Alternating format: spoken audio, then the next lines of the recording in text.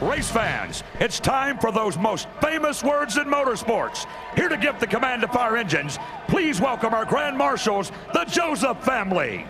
Gentlemen, start your engines!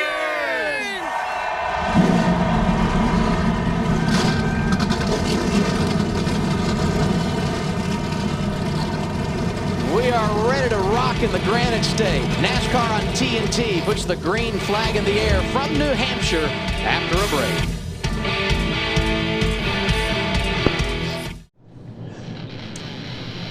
For the 33rd time, the NASCAR Sprint Cup Series racing at the New Hampshire Motor Speedway.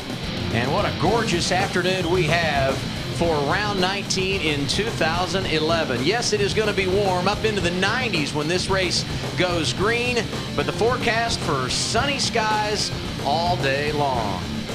Good to have you with us for NASCAR on TNT once again with Kyle Petty and Wally Dallenbach. I'm Adam Alexander, and if I were talking to a driver before this race, Wally, I would say simply good luck. Many challenges when it comes to the Magic Mile. So what's at the top of your list? Well, there's a lot of them actually. I mean, this place is going to be hot and slippery today, and it looks like a two-lane racetrack, but it's really a lane and a half. So you're going to have guys getting into each other and rooting. The biggest thing I see on this racetrack is after the restarts, the tire pressures are so far down. It's like go in your driveway and let 3/4 of the air out of your tires and go to the supermarket. Well, don't do that, but that's how the cars would feel if you did. So it's a handful for these drivers. Patience, we always talk about that, but they're not going to have any. This race is too fast. They got to get with it. There's some guys in the back that got to make it happen real quick. You said it. 300-mile race, Kyle, and guys like Dale Earnhardt Jr., Jimmy Johnson, Matt Kenseth, all starting outside the top 25. What kind of plan do they have to get to the front? Okay, if you listen to Junior in pre-race and listen to some of his driver interview, and you listen to what Chad Canal said on the keys to the race, they both said 2 tires. We're going to 2-tire early and try to get some track position. The problem with that is everybody's going to 2-tire because they have a new tire here, and it's working so well. We saw it in the nationwide race. It's working so well. If you get an early stop, you can 2-tire these guys, and you can 2-tire them to death, and that's what's going to happen. These guys are going to have to pass people today. It's not going to happen on pit road for a lot of them. One driver that is executing the plan quite nicely this weekend, one Ryan Newman. Coors Light, the official beer of NASCAR, is the proud sponsor of the Coors Light Pole Award, given to the fastest qualifier in each NASCAR Sprint Cup race. And this week's Coors Light Pole Award winner, Ryan Newman, the 5th of his career here at New Hampshire. And now we look at the starting grid for today's race here at New Hampshire Motor Speedway. We told you about Newman on the front row with teammate Tony Stewart. First time they have started together on the front row in the history of the team. Row 2, David Rudiman trying to rally again after last week's runner-up finish, and he's joined on row 2 by Kurt Busch, a man who's won here 3 times. Brad Keselowski, great starting spot, and Jeff Burton, a 4-time winner here at the New Hampshire Motor Speedway. You got Jeff Gordon, a 3-time winner here in row 4, and Juan Pablo Montoya in row 5 with Paul Menard. You look at the rest of the starting lineup. Casey Kane looking good in the top 10, and a driver a lot of people watching this weekend would be one Clint Bowyer. He's won here a couple of times, including last September. Let's hear from driver 33. Wally? Let's try to give Clint a call. Hey, Clint, this is Wally up in the booth. You got a copy? Clint Bowyer, this is Wally up in the booth. You got a copy? Not having too much. Got 4,300, guys. 4,700, second gear's the number. Yeah, I got you, Wally.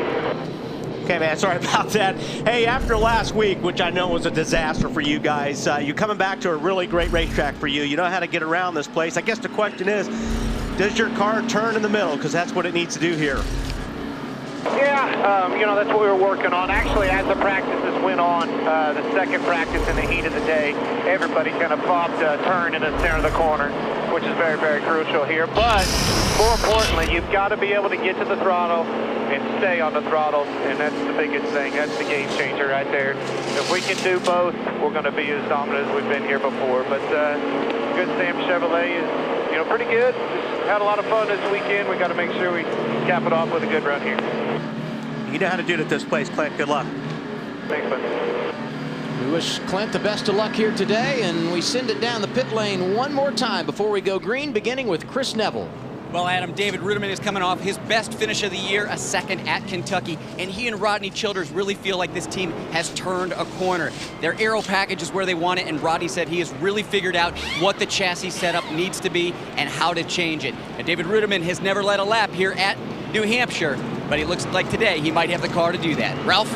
I spoke with Jimmy Johnson just before he got in the car. He said we were slow when we unloaded. That's why we didn't qualify well. But in final practice yesterday, they hit on something. He likes where the car is at. He thinks it's strong enough to win. Something he's done here 3 times, Matt. Kurt Busch has 3 wins as well here on the Magic Mile, and you can hear his confidence during countdown to green, just about his team's turnaround. This racetrack, more than any other in the circuit, you feel the sense of urgency from the drop of the green. You can't make a mistake during any segment, because if you get behind, it's a lot like your GPA in school. It's tough to make up. Let's go over to my good buddy, Larry McReynolds. Well, Matt, there are drivers that are in right now with 8 races to go till we get to that chase. But you know what? There's some that's there. They need a win. And Marty Snyder, how about our pole sitter? He wants to get in by winning a race. That's right. They desperately want to win. How desperately does this team need a win right now, Tony? We got to win. That's the only way to secure yourself a shot in this chase is to win a race. So we'll see what happens today. The U.S. Army Chevrolet's been good all weekend. I'm proud of everybody at Stewart-Haas Racing. 2 great race cars this weekend. So both of us need a win pretty bad, but I think we need it worse than the 14, so we'll take it. All right, Ryan Newman says, hey, we need it worse than you, boss man. Help us get to victory lane, Adam. Thank you, Marty. And Newman looking good as we look at our race analysis. 318 miles, 301 laps. Pit road speed 45 miles per hour. You see the pit window. No drivers had to drop to the rear. Teammates on the front row. Green flag in the air, and we are underway at New Hampshire. Great jump for Newman.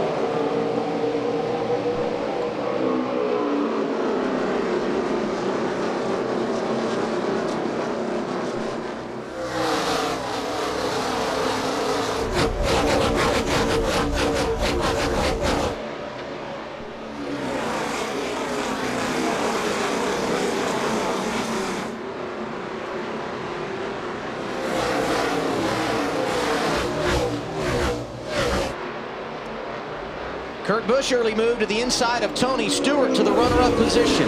Kurt was good here in practice on Friday, good again yesterday, and I think driver 22 serving notice earlier. He came to play. I think Stewart's car is pretty good too, based on what I saw in practice. Those guys ran a long time, and there wasn't much of a fall off on that car. They ran within, I think, 0.3 of a second of their first lap when they ran like 50 laps on those tires. And I think, you know, at that point in time, Kurt got position on Tony. Tony just sees up. There's no reason for those guys to race for second and third side by side and let the 39 of Ryan Newman get away from him. Saw Montoya go around Jeff Gordon. He feels good as well. And don't forget, you don't want to race really hard right when your tires are like this. This is the worst the cars are going to be.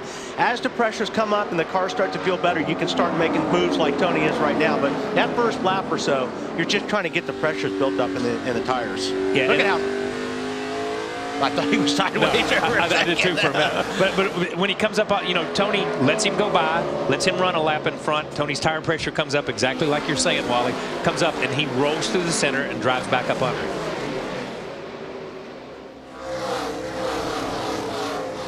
David Rudiman, so good last week at Kentucky, a runner-up finish. He rides 4th in the early going. See Paul Menard in the top 10, and here's Joey Logano, his only Cup win coming here at New Hampshire, and he's working over Martin Truex Jr. inside the top 15. You know, we talked about it earlier. I mean, as we were talking about the race, you've got to make something happen in these first few laps. When you've got good tires, the pressure comes up. About the 3rd or 4th lap is really your best laps on these new tires. As the pressure comes up, you get the good out of them, then they begin to fall off and you just settle in. So these guys are making some moves early in the run where before they wouldn't. And you see the 31 now. 31, I think, gets a little sideways here and probably gets tagged, but he's been struggling. I've been watching him since they threw the green flag. The 31's pressures are not coming up as fast as he likes, because he has his hands full for the first 5 laps. Looks like everybody else's car's working better faster. A lot better faster. And I don't think Juan got into him right there. I think Juan just kind of got up, and as he drifted out, he got a little free, and Juan already had position on him. And we got a battle up front. Tony Stewart around teammate Ryan Newman for the race lead. Really wasn't much of a battle. I think the 39 just let his teammate and boss go by there on that one. Nothing wrong with that. Nope. He gets a lead a lap. We'll see if Tony pulls over and lets him go back by. We'll know that's what it was. But I don't think Tony's ever pulled over for anybody. Newman and Stewart, two of the drivers that need something to happen this weekend or over the course of the next 8 races to solidify their spot in the chase, and both have been very good over the last couple of days here at New Hampshire. Brad Keselowski, another driver to keep your eye on. He is 5th here in the early going. And Kyle, we talked about those guys that started deep in the field. Jimmy Johnson, one of those. Yeah, and when you start that far back, you know, when you start back in 22nd plus, when you look at that, you know, everybody's bunched up at the start of this race, and you can make a couple of positions and gain a couple of positions, but the closer to the front you get, the harder it gets, not only because they're good cars, but because your car has given up. Your tires have given up, and it's just tougher. So those guys, as I said before, they've got to make something happen in these first few laps. On board with Kyle Busch, riding in the 18th position, off the wall, and a little kiss here. And really, this is pretty much normal for the 18 car. Yeah. He pretty much does that at least once a race. And Kyle, at the exact same place, if you remember Friday in practice, yes, where he hit the wall. Yeah, and you know, it's funny. Wally picked him to win at Kansas or at Kentucky and said the only guy that's been in victory lane and through the grass and in the wall, yeah, and you picked him. And so he's already got his wall move right here. But you know what? I think that's just, he's absolutely just jumping on the get, trying to make something happen in these first 8 or 10 laps. Tony Stewart started on the front row with teammate Ryan Newman. He grabbed the lead away at lap 6, and he's been out front ever since. 9 down here at New Hampshire.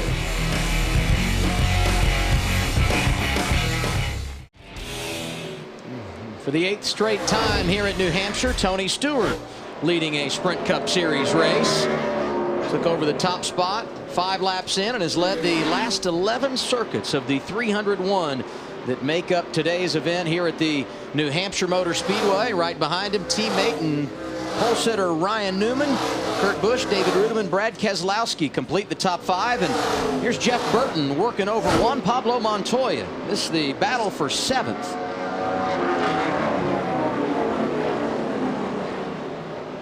You know, we saw, and Wally was talking about the Childress cars, we saw the 31 struggle when the race started, but we saw Montoya moving forward when the race started in the first 6 or 7 laps. Here now, after you've run 18, 20 laps, as the pressure comes up and the car is equalized, then obviously the 31 car has a handle on the center of the corner and pretty decent grip coming up off the corner. And they could have, maybe they started with a little bit less air pressure than say the 42, because they're working on the long runs. That's one thing obviously you try to do at a racetrack like this. You want your car to work really good the last 20-25 laps, and it's harder than it sounds. Just a lot of, you'll see a lot of cars take off at the start, exactly, and then really fall off. I'll tell you, AJ Allmendinger moving through the field nicely. This is the battle for 11th as he goes around Regan Smith for position. Allmendinger started 17th and already knocking on the door of the top 10. And that's pretty impressive to come from there to move up this early in the race, because we've not seen a lot of big movers so far. And this place is, you know, for this racetrack is really, it is challenging because you've got to get your car to work through the center of the corner, and it really is. It's really hard to get a car to do that because you get in the corner, you get off the gas, you put on the brake, and you let the car roll. And as soon as you want to get on the gas as soon as you can. As we ride with the 29 here, Harvick, just listen to the way, you know, he works the throttle and where he picks the throttle up. He's going to get off the throttle going down to here to 3. He's on the brake right now.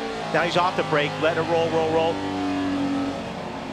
Now he's got traffic in front of him, but see how he picks up the throttle nice and easy, and he had to get off it there because the car pushed a little bit. As soon as he got on the throttle and quit turning, he had to jump out of the gas so the car would turn again. And what amazes me, as you people are listening at home, listen to how little he's really on the gas wide open. Not yet. There he is, wide open, right there. He's almost all the way off the corner before he's on the gas. He just runs it in a straight line, full throttle. The rest of the time, he's part throttling it. Because if you jumped on the gas, say right here, you'd bust down the wall with your right front. Harvick started 18th today. Not much movement for him early, Matt. Great observation by our guys in the booth, our former drivers. That's exactly what Kevin Harvick told Gil Martin 3 laps ago. He says, my car is loose on entry into the middle. It's a little bit tight on exit, but it's getting much better as every lap we complete here on this mild racetrack. Kevin Harvick in 17th. Here's Brad Keselowski. in the top 5, and Jeff Gordon, a 3-time winner at New Hampshire, right behind him. As they work off turn 2. This is one of those places where you don't just go up and pass a guy. You set it up, you set it up, you set it up, and then maybe 3, 4, 5 laps later you get by, as Vickers does here. Yeah, it's hard to complete the pass because you got to get past somebody before you got on the exit of the corner. That was a perfect deal right there by the 83 car, but it's hard to do if you're coming off side by side off the corner. Usually it's just a drag race down until the next corner. Fans, you voted at NASCAR.com/. Oh, there goes Kyle Busch. A little contact there between the 48 and 18. Big time slide. And Jimmy Johnson continues his rally to the inside of Kyle Busch, who is our Pizza Hut fan favorite driver. Won here in nationwide competition yesterday. He also has a Sprint Cup Series win here at New Hampshire. Bit of a struggle for driver 18 today. Yeah, I don't think that, obviously, I don't believe that was intentional by Jimmy Johnson. In fact, he kind of got off the gas and gave the 18 that spot back, even after getting them sideways. Just that's kind of an unsaid code between drivers. If you feel like you've done something like that to another driver by accident, see, Jimmy just gets on the gas pretty good here. Just slides up in the 18. That was not intentional. So I think Jimmy Johnson said, hey, check up, give you a spot back. I'll try to pass you clean now. And those two drivers running 19th and 20th on track. The man out front, Tony Stewart. His advantage, a second and a half over second place, Ryan Newman.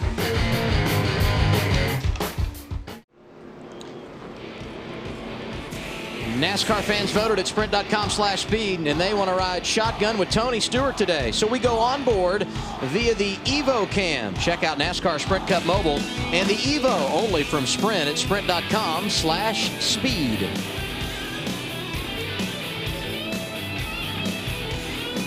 And as you can see, Tony Stewart still out front, but he's got someone in front of him. That would be the pace car. Debris brings out our first caution of the day at lap 29. Pit road is open, and I am sure as we are just shy of halfway through a fuel run, we will see plenty of takers and plenty of different strategies. Chris Neville gets our pit coverage started. And David Ruderman going to come in, just going to take 2 tires. He's looking for a little bit of grip in the center of the corner, but Rodney Childers said 2 tires and fuel. Ralph? Tony Stewart pulls into his box. His car was getting tighter and tighter with every lap. He said the forward bite was still hanging there. Slight air pressure change, Ralph. They're going to make a track bar adjustment to help the handling for Brad Keselowski. No tires and fuel. He's away. Marty. Ryan Newman, middle of your screen. They left the debate up to where it'll be 4 or 2 tires. 2 tires last second. Ryan Newman will win the race off pit road. The car was a little loose. It was an air pressure adjustment to tighten it up. Adam. And the race off pit road, Ryan Newman up a position, and Brad Keselowski, no tires, jumps 4 spots. Some guys stayed out. We'll reset the running order after a break.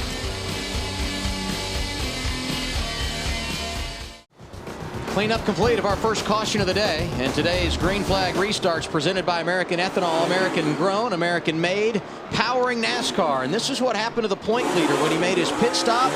Issues for him. He has since come back down pit road. He restarts outside the top 25. McMurray did not pit, and he's the race leader as we go back under green. When they dropped the green flag and the leaders took off, Kyle Busch was just going into turn 3 because he pitted again because they lost so much position, so many positions. They figured might as well come back in and let's get 4 and let's go from there. Kyle started 19th, and that's where he was running when the caution came out and he made his pit stop. And it's not been a good start to the day for the man who had the title lead coming in. He scored in 41st position right now. And in the opening, we talked about guys gaining positions on 2-tire stops. Jimmy Johnson went in the garage or in the pits running 20th. He comes out running 22nd.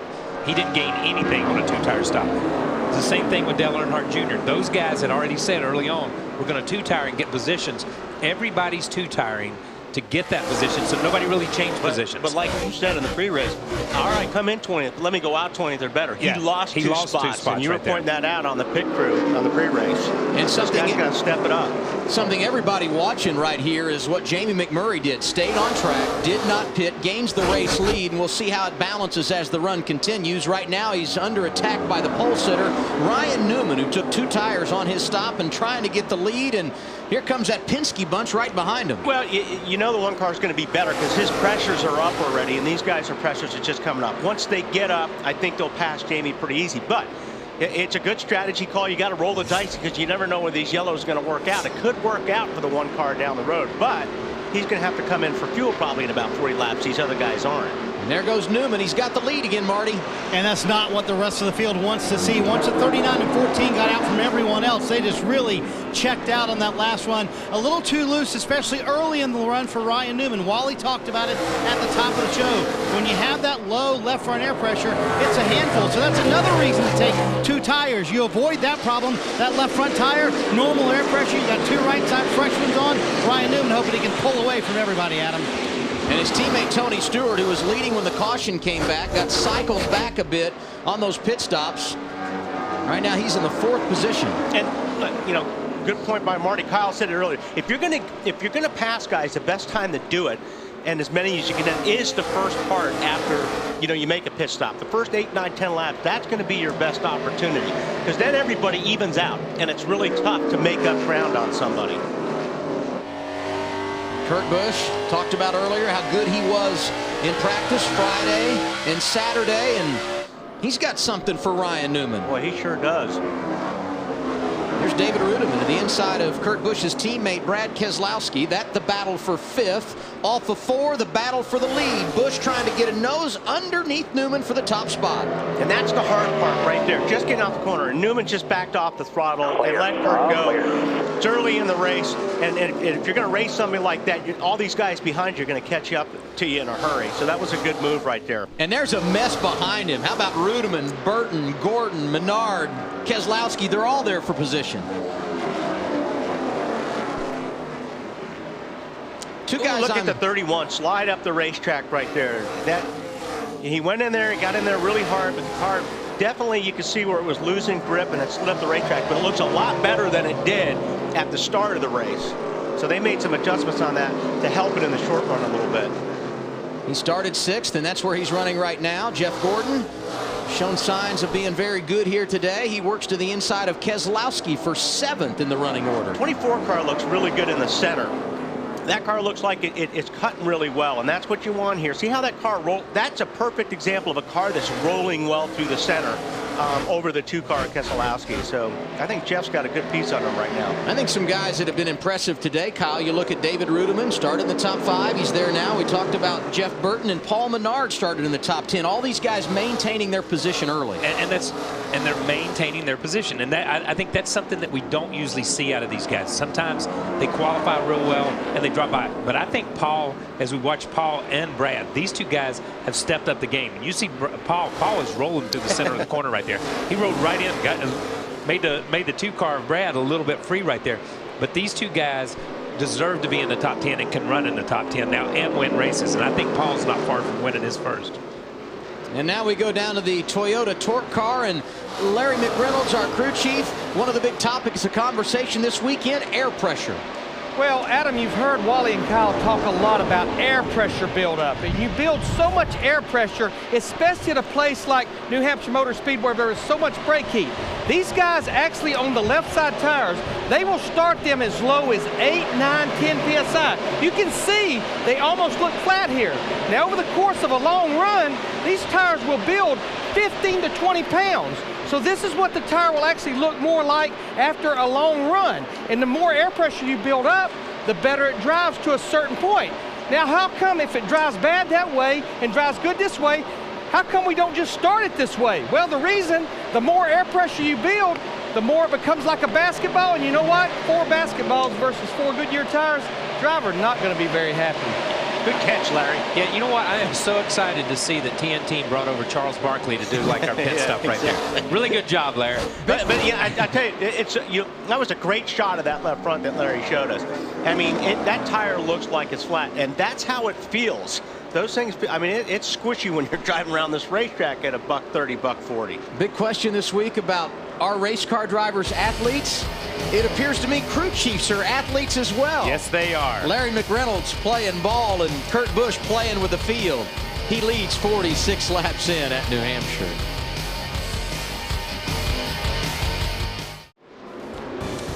The NASCAR Sprint Cup Series racing in New England. Loudon, New Hampshire, hosting round 19. Kurt Busch, the race leader, one of 4 drivers to be out front today.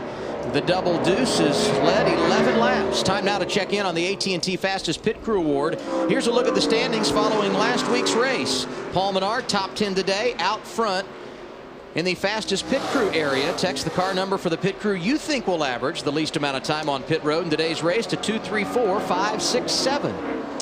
So you look at Kurt Busch out front. Ryan Newman, Tony Stewart, Jeff Gordon, and Jeff Burton make up the top 5, 52 laps in. And running back in the 8th position, Casey Kane, another one of those drivers in the top 20 in points that would love to get a victory. Led 110 laps here a year ago, and now we go inside tracks as we hear from his crew chief, Kenny Francis. Do 4 tires here. 3 away, 2 away, 1 right over here. We'll say 1 break. 2 tires, 2 tires, 2. Gotta go. Yeah, everybody started doing 2 there. I mean, everybody was doing 2, so looked like we were going to come out way in the back if we did 4, so decided to try to do 2 there. And that's not a bad call to make this early in the race. I mean, if you're going to do it, now's really the time to do it. But it's just go ahead and get the 4. That's right, but it's just like Kenny said, everybody's doing it, so let's just go with everybody right now. Let's don't get too far out of sequence on tires or on fuel or on anything. The one car is out of sequence on fuel. I mean, we know that because he stayed out. Right. So he is out of sequence, and he's got to count on a caution to get back in sequence because all the track position he gained by staying out, he'll lose that plus about triple that. It seems he'll go like a lap down, he'll go probably a lap or more down. By the time this thing, circle, woo, the 4 cars right there. Yeah, if he doesn't get that caution. Yeah. McMurray stayed out when everyone else pitted under caution at lap 31. He had the race lead, but you saw Casey Kane go around and McMurray now 8th. But then again, if the caution did come out, they played it perfect because now they're on the same strategy as everybody, and they got the track position. That's like I talked earlier. It's just a gamble on, throwing the dice as what happens on the cautions. Jimmy Johnson started back in the 28th position today, and he's been pretty aggressive in trying to make his way to the front. Okay, well, I can't say that probably. I mean, we talked about earlier as far as there's a lane and a half here of racing. It looks like 2 lanes, but when you go in, these cars really slide up the racetrack right at this point right here.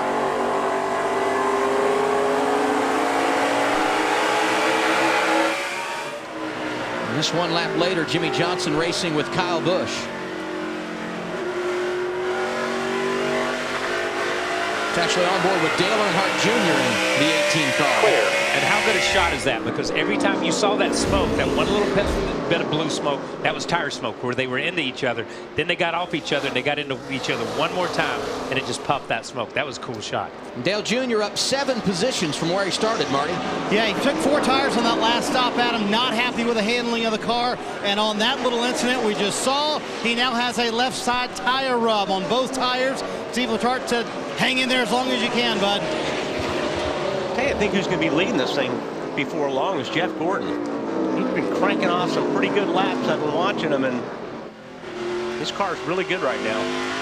We heard from the in-car cameras, we watch out the back here of Junior's car. When the 18 of Kyle Busch rolled in on him, how long Kyle had to wait to pick up the gas. Oh, something something broke or he lost a tire. How about that? Second caution of the day for Kyle Busch. Great camera shot, man. Great shot. The point leader coming in hammered the wall. Go to the garage. Something definitely broke on that car. I don't know if he cut the right front or what, but it actually, you can see that car just took off. Yeah, watch this replay, but I want to go back to another replay after we see this. You see Kyle go down in the corner, and all of a sudden the thing turns dead right. That's a flat tire. He hit hard. That's a hard hit. That was contact from the 88. Contact with the 88. Remember when they were there, when we were watching the 18 and the 88, and we saw that smoke? If we go back to that shot, because there was constant smoke, it wasn't just a little bit of smoke. They were leaning on each other's smoke. Then they got off, and they got off each other. Goes down in, you'll see the tire blow. You hear it blow. You hear it blow. And once that happens, the only thing that's going to stop you is the wall. There's nothing you can do about it. What a difference a week makes. Last week he dominates, wins at Kentucky, takes over the point lead. Now he's shown his 4th in the standings. Kyle Busch 3 positions behind brother Kurt, who is the new man on point in the championship chase, and he also leads this race. And this plays into Jamie McMurray's hand. We were just talking about it earlier, and this is a really good move for those guys. McMurray will pit from 8th here. It'll be his first stop of the day. All the others last pitted under caution at lap 31, Chris. Well, Jeff Burton was looking for rear grip on the first stop. They just did 2 tires. They dropped the air pressure. This time, still looking for rear grip. They're going to do 4 tires on the 31. Once again, dropping the air pressure. Matt? Energy from the pit box. Steve Addington saying at this juncture they're going 4 tires. They may call an audible. No, they are going 4. Meanwhile, the 14 and Tony Stewart, they've already made their chassis adjustment. 2 tires heats away, Marty. Tony Gibson said, stay here. I do not know whether we're going to do 2 or 4. They decide 2 tires at the last moment. Ryan Newman actually suggested that they will win the race off pit road. Once again, forward bite was his biggest issue, and air pressure adjustment once again for Newman, Adam. Mark Martin stayed on track. He is the race leader. Ryan Newman, the quickest off pit road. Kurt Busch with 4 tires, the 9th to come off the pit lane.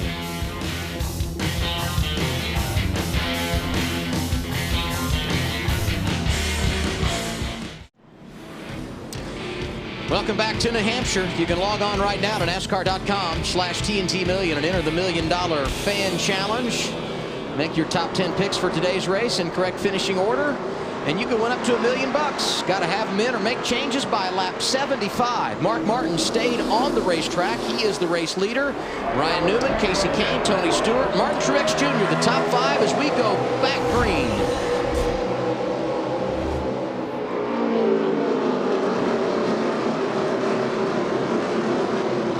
Those guys are really sliding around right now. That's a cool shot right now.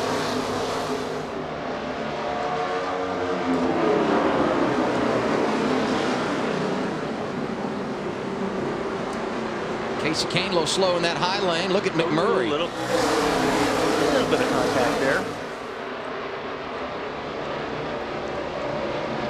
Martin Truex Jr.'s been solid today. He's in the top 5. Newman able to get around Mark Martin for the race lead. And as Newman pulls away, we go to the garage. Kyle Busch out early today, Chris. Yeah, Kyle Busch out of the car, not happy. Lots of damage on the right side. Kyle, what happened there? Just blew a tire. You know, too much brake heat transferring through the bead and through the wheel to the bead. Blew a bead on the tire. Just one of them deals, I guess. It'll happen here. Just driving really hard, trying to make up lost track position, and had a pretty fast car getting through there, passing a lot of guys. Just you know, it's so hard to pass. We're just trying to find ways that we could, and we're getting there. And just, I don't know, tire wouldn't take it.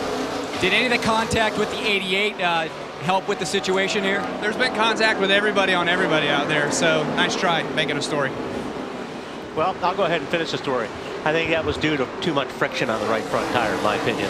Yeah, he's driving the car, and if he says it's too much brake heat, then I got to believe him. But I think when you look at it, I mean, it's not a story. The thing is, he gets in, these guys get together, and like he says, a lot of contact with each other. You see these guys are together. You see that smoke?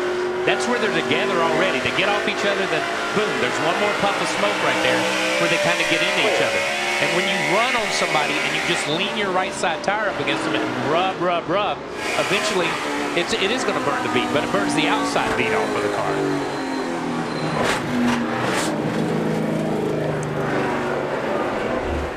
Kyle Busch, tough ending to the day. Scored in 39th and off track here at New Hampshire. Kevin Harvick playing a little pit strategy, gained a bunch of positions on that cycle of pit stop 7 laps ago. He's running in the top 10 and working on Jamie McMurray.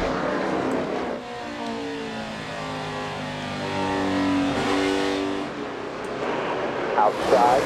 McMurray's got himself a good good track position, but their car's not working as good as these other guys. I mean, they got to keep adjusting on this thing in a hurry in order for them to capitalize on that track position that they got. And we talked about it early on, pit strategy and track position. Jamie McMurray's the only team, that team's the only team that gambled and really has made track position out of a gamble. Everybody else, 2 tires is not a gamble when everybody else 2 tires.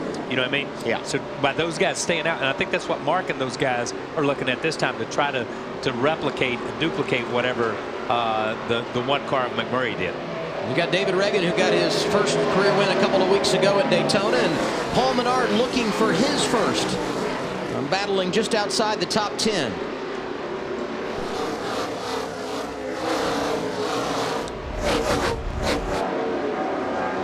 Carl Edwards lingering right behind. Started 15th, dropped outside the top 20, and right now he's 13th with Brian Vickers in his hip pocket. And right behind them, Jeff Gordon, a guy you've had your eye on today, Wally. Yeah, Jeff lost some spots here in the pits. He lost quite a few spots, actually. But watching his time, especially when it got to the middle towards the end of the run, Jeff's car was very, very fast compared to what the leaders were running. And there goes Tony Stewart inside of Casey Kane, and Smoke back up to 3rd in the running order.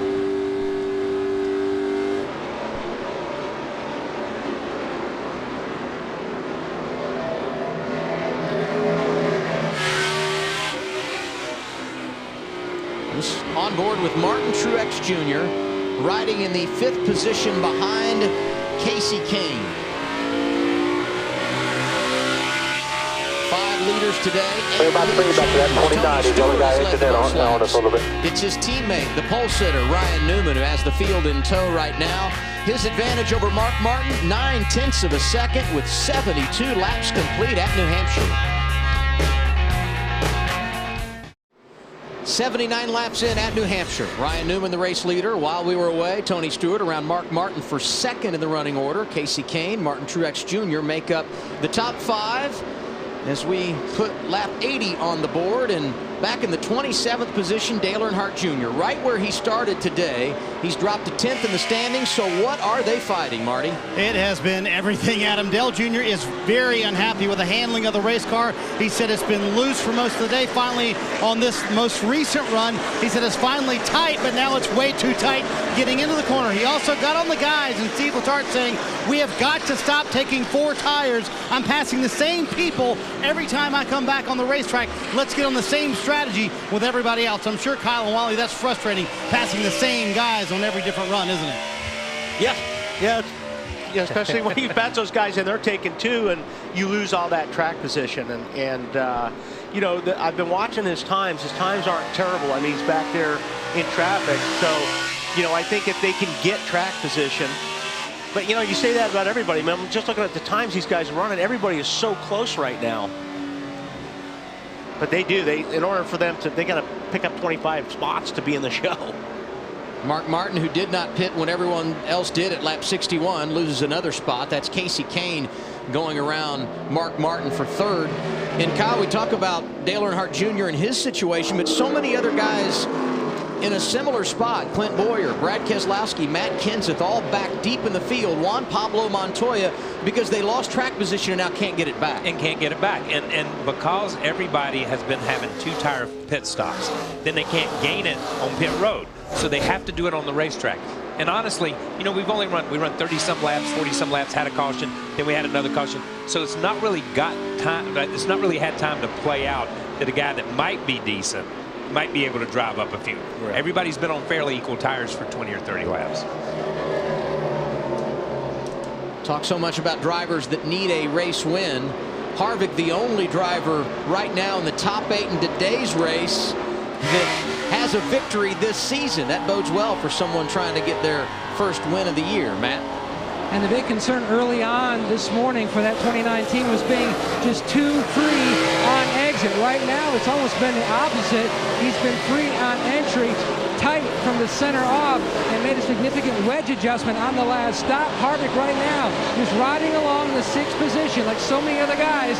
You're just kind of stuck in a certain lane of traffic like you're on the interstate. You can't go anywhere. Looking ahead to their next pit stop. That's a great shot there. Back at 24 car, Jeff Gordon. His car is not as good as it was earlier. It doesn't look like. It looks like Jeff's car is a little bit tight. He's going down the corner, and it's not turning as well in the center, but it's still better than a lot of other guys out there. And what's impressive to me, Wally, about what Jeff Gordon has done, he was around 20th after that last pit stop. He has driven back up into the top 10.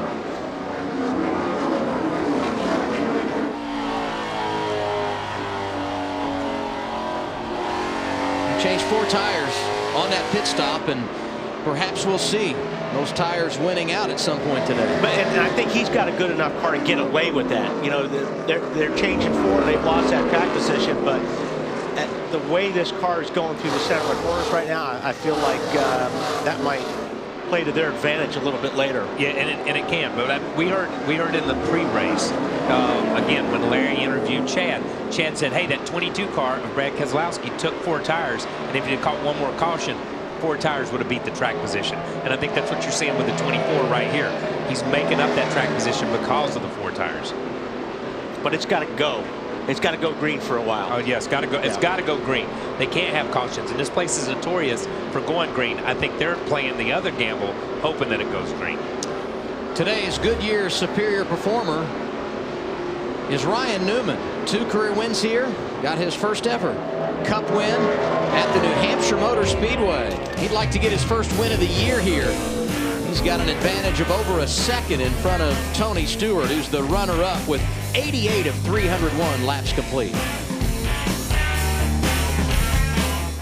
Closing on lap 100 in the Lenox Industrial Tools 301 from New Hampshire. Ryan Newman, the race leader. Tony Stewart, Casey Kane, Mark Martin, and Martin Truex Jr. make up the top 5 as we go through the field. Brought to you by McDonald's, and we begin with Marty Snyder. Adam, when I talked to Ryan Newman earlier this week, he described being 9th in the championship standings as, quote, very vulnerable. He said, you know, if we play it conservative, then we might fall out of the top 10 and don't get the wins we need to get a wild card. If we play it gambling-wise, we might fall out of the top 10 and lose all of our points. So far, so good for Newman, just a little bit loose. And on the same left side tires, he started the race on, Matt. And the same scenario for his teammate Tony Stewart. Marty, banner day for Stewart Haas run 2. You go back to last fall, Stewart lost a heartbreaker here. Ran out of gas, last lap, last corner. Right now, he is just riding along. His car, he says, actually much better this time on the takeoff than at the beginning of the race. Casey Kane moving on next year to Hendrick Motorsports, but you wouldn't know it. He wants to run this year out like he's going to be back in the 4 car. They made a significant air pressure change on the last stop. His car just a little too tight. He runs in 3rd, Chris. Well, Mark Martin running in 4th right now. He qualified 24th. They stayed out on that last caution, so they got a lot of track position. He's still looking for that car to turn a little bit better in the center of the corner. However, they're going to have to come to pit lane in about 8 laps. Marty?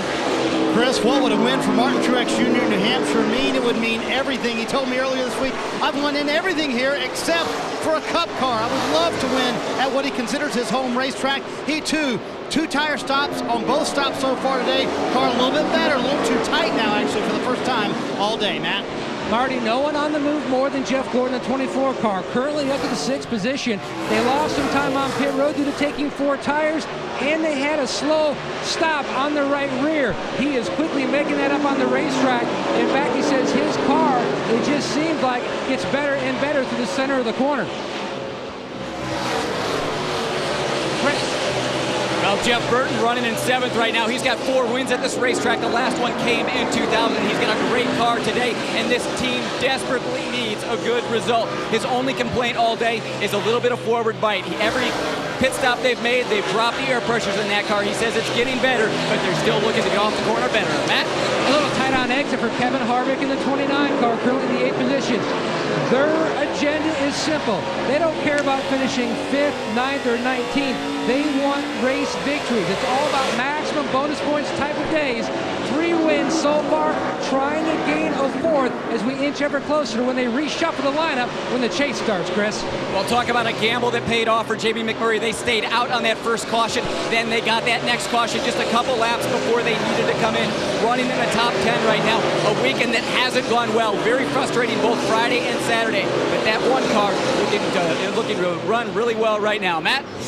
The one thing that Steve Addington kept on his mind is there's caution on the racetrack. With his car being too free, they've been able to control that. He's back in the 10th position. And this is another great break for the Martin race team. You know, they gambled on it. They were going to have to come in probably another 6 laps or so. Saw that pay dividends for Jamie McMurray, and now Mark Martin, the beneficiary. Our third caution of the day for debris on the track. See the safety crews going out to clean that up. Our pit reporters took us through the top 10. Last time everyone pitted, lap 61. It's been 39 laps, well over halfway through a fuel run, so I would anticipate we'll see him again, and once again we'll see a number of different strategies here, Wally. Well, I think the 24 car will just take 2 this time, and if he does, he could, well, he's already sitting in 5th spot, so guys look pretty good right now.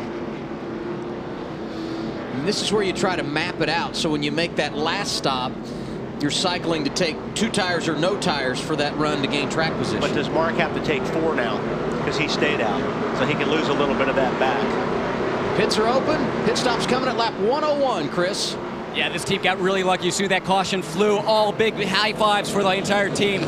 Mark Martin brings it into the box. It looks like it's going to be 4 tires on the 5 car. Going to do fuel tires. He's still looking for the car to turn a little bit better in the center, but Lance McGrew telling him that he was quicker than leaders, doing the left side tires. Matt?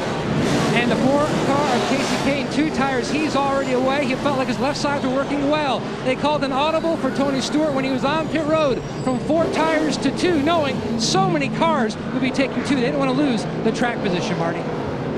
And Matt, a sneaky call from Tony Gibson, who called for 4 tires the entire time.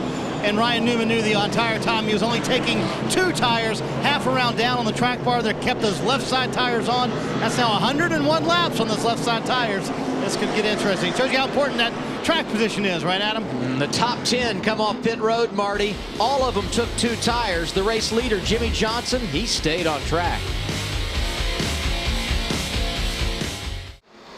Third caution of the day cleaned up at New Hampshire. Green flag back in the air. We complete lap 104. Jimmy Johnson stayed out and is the race leader. Boy, that was a great restart. Had a little help from Casey Kane on that. Pushed him down the straightaway. And these guys are banking.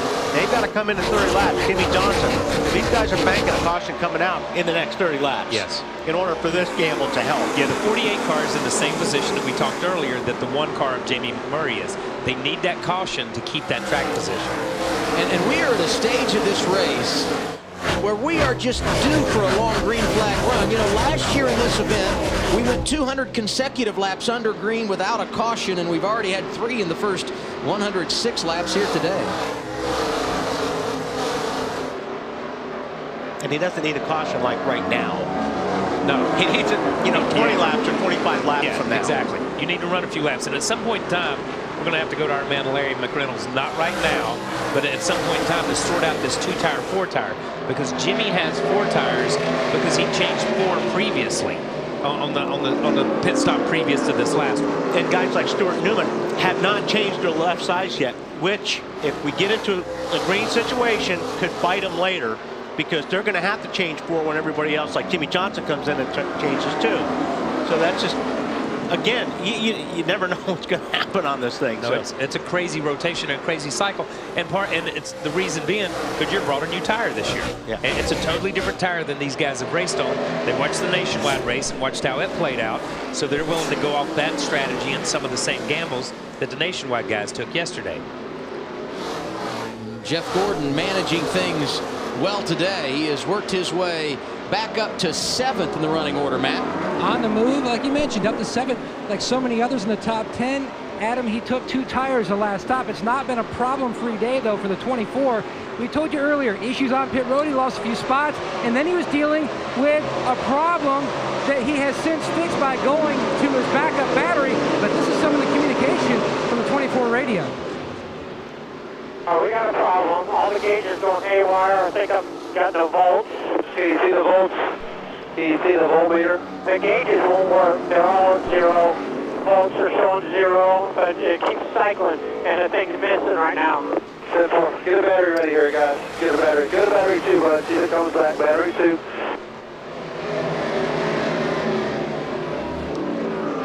While Jeff Gordon, you're listening to his radio, he went around Tony Stewart. We talked about that 2-tire situation for Newman and Stewart. Jeff Burton went around Ryan Newman. We told you Jeff Gordon around Tony Stewart, so perhaps those left side tires fading a bit. Yeah, you can only get so much out of your set of tires, and these guys have run 110 laps now on their left sides.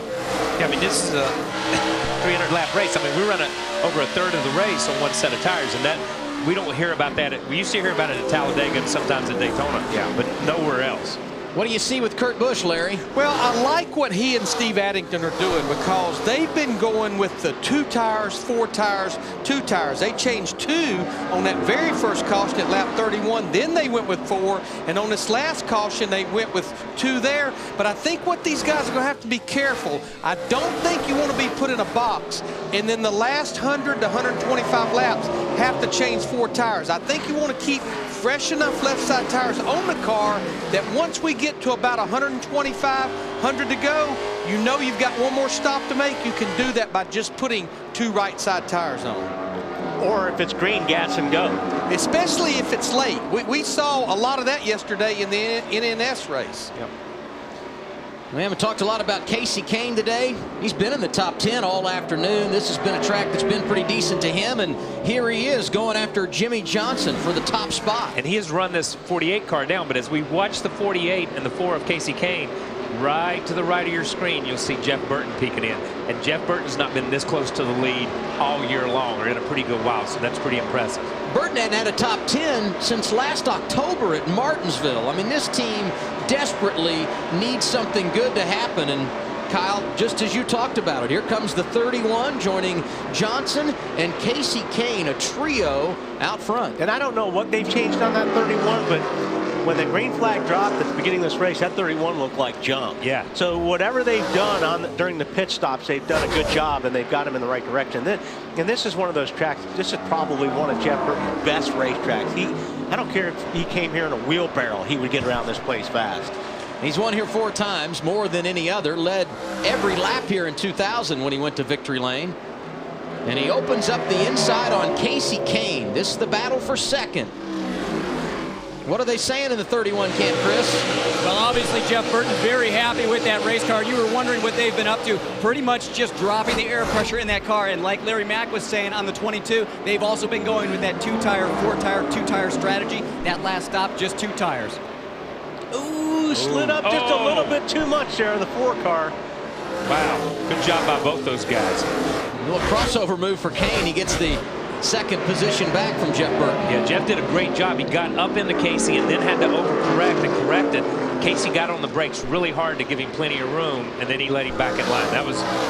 That's a great example of 2 drivers getting into each other, not on purpose or anything, but actually giving and taking and allowing each other to save the car and come back. 2 guys you can tell have a lot of respect for each other. A lot of respect for each other. That was a good show. My respect for Jeff Gordon is going up. He's gotten around another one. He is now 4th as we look one more time at the situation between Burton and Kane. It's just sometimes you just got to drive it in just a little bit harder when you're down on the inside, which Burton does. But then his car starts to slide and he loses traction. It just slides up just a little bit, makes a little contact. But as he was saving it, the 4 car was a lot faster because Jeff Burton was saving it. Went right back around, and you know, Jeff wasn't going to fight him too hard on that. That was good for Jimmy Johnson, who has stretched his advantage a bit. How about 0.2 of a second over Casey Kane, Jeff Burton, Jeff Gordon, Ryan Newman, the top 5. We completed 117 laps here in Loudon, New Hampshire. We have a new race leader here at New Hampshire. While we were away, Casey Kane to the inside of Jimmy Johnson for the top spot. And Jimmy's going to need this caution in about another 10 laps in order for this strategy for those guys to work in their favor. If not, they're going to have to come in and make a pit stop on the green. And again, you make a pit stop on the green here, you can lose a lap. Yeah, because pit road, it's a long pit road. The corners are so slow, you have to slow down so much to even get into the pits. Yeah. And then when you leave, you can't accelerate as fast as you can at other mile and a half racetracks. And right now, he's struggling. As you see right now, he's losing a lot of time. In this next 10 laps, he's going to lose a lot more track time on Casey Kane. Yeah. He was leading just 2 laps ago. Now he's almost 2 seconds behind. It's just a couple laps. Both Gordon and Burton have gotten around Jimmy Johnson, Ralph. Well, it's all risk-reward, isn't it? That was the gamble. How long could they stay out before the yellow came out? They're going to have to pit now at about 10 laps and come in. The last time they pitted, guys, was on lap 59. They've been begging him to save fuel. Hang in there as best you can. Keep your fingers crossed for that yellow flag.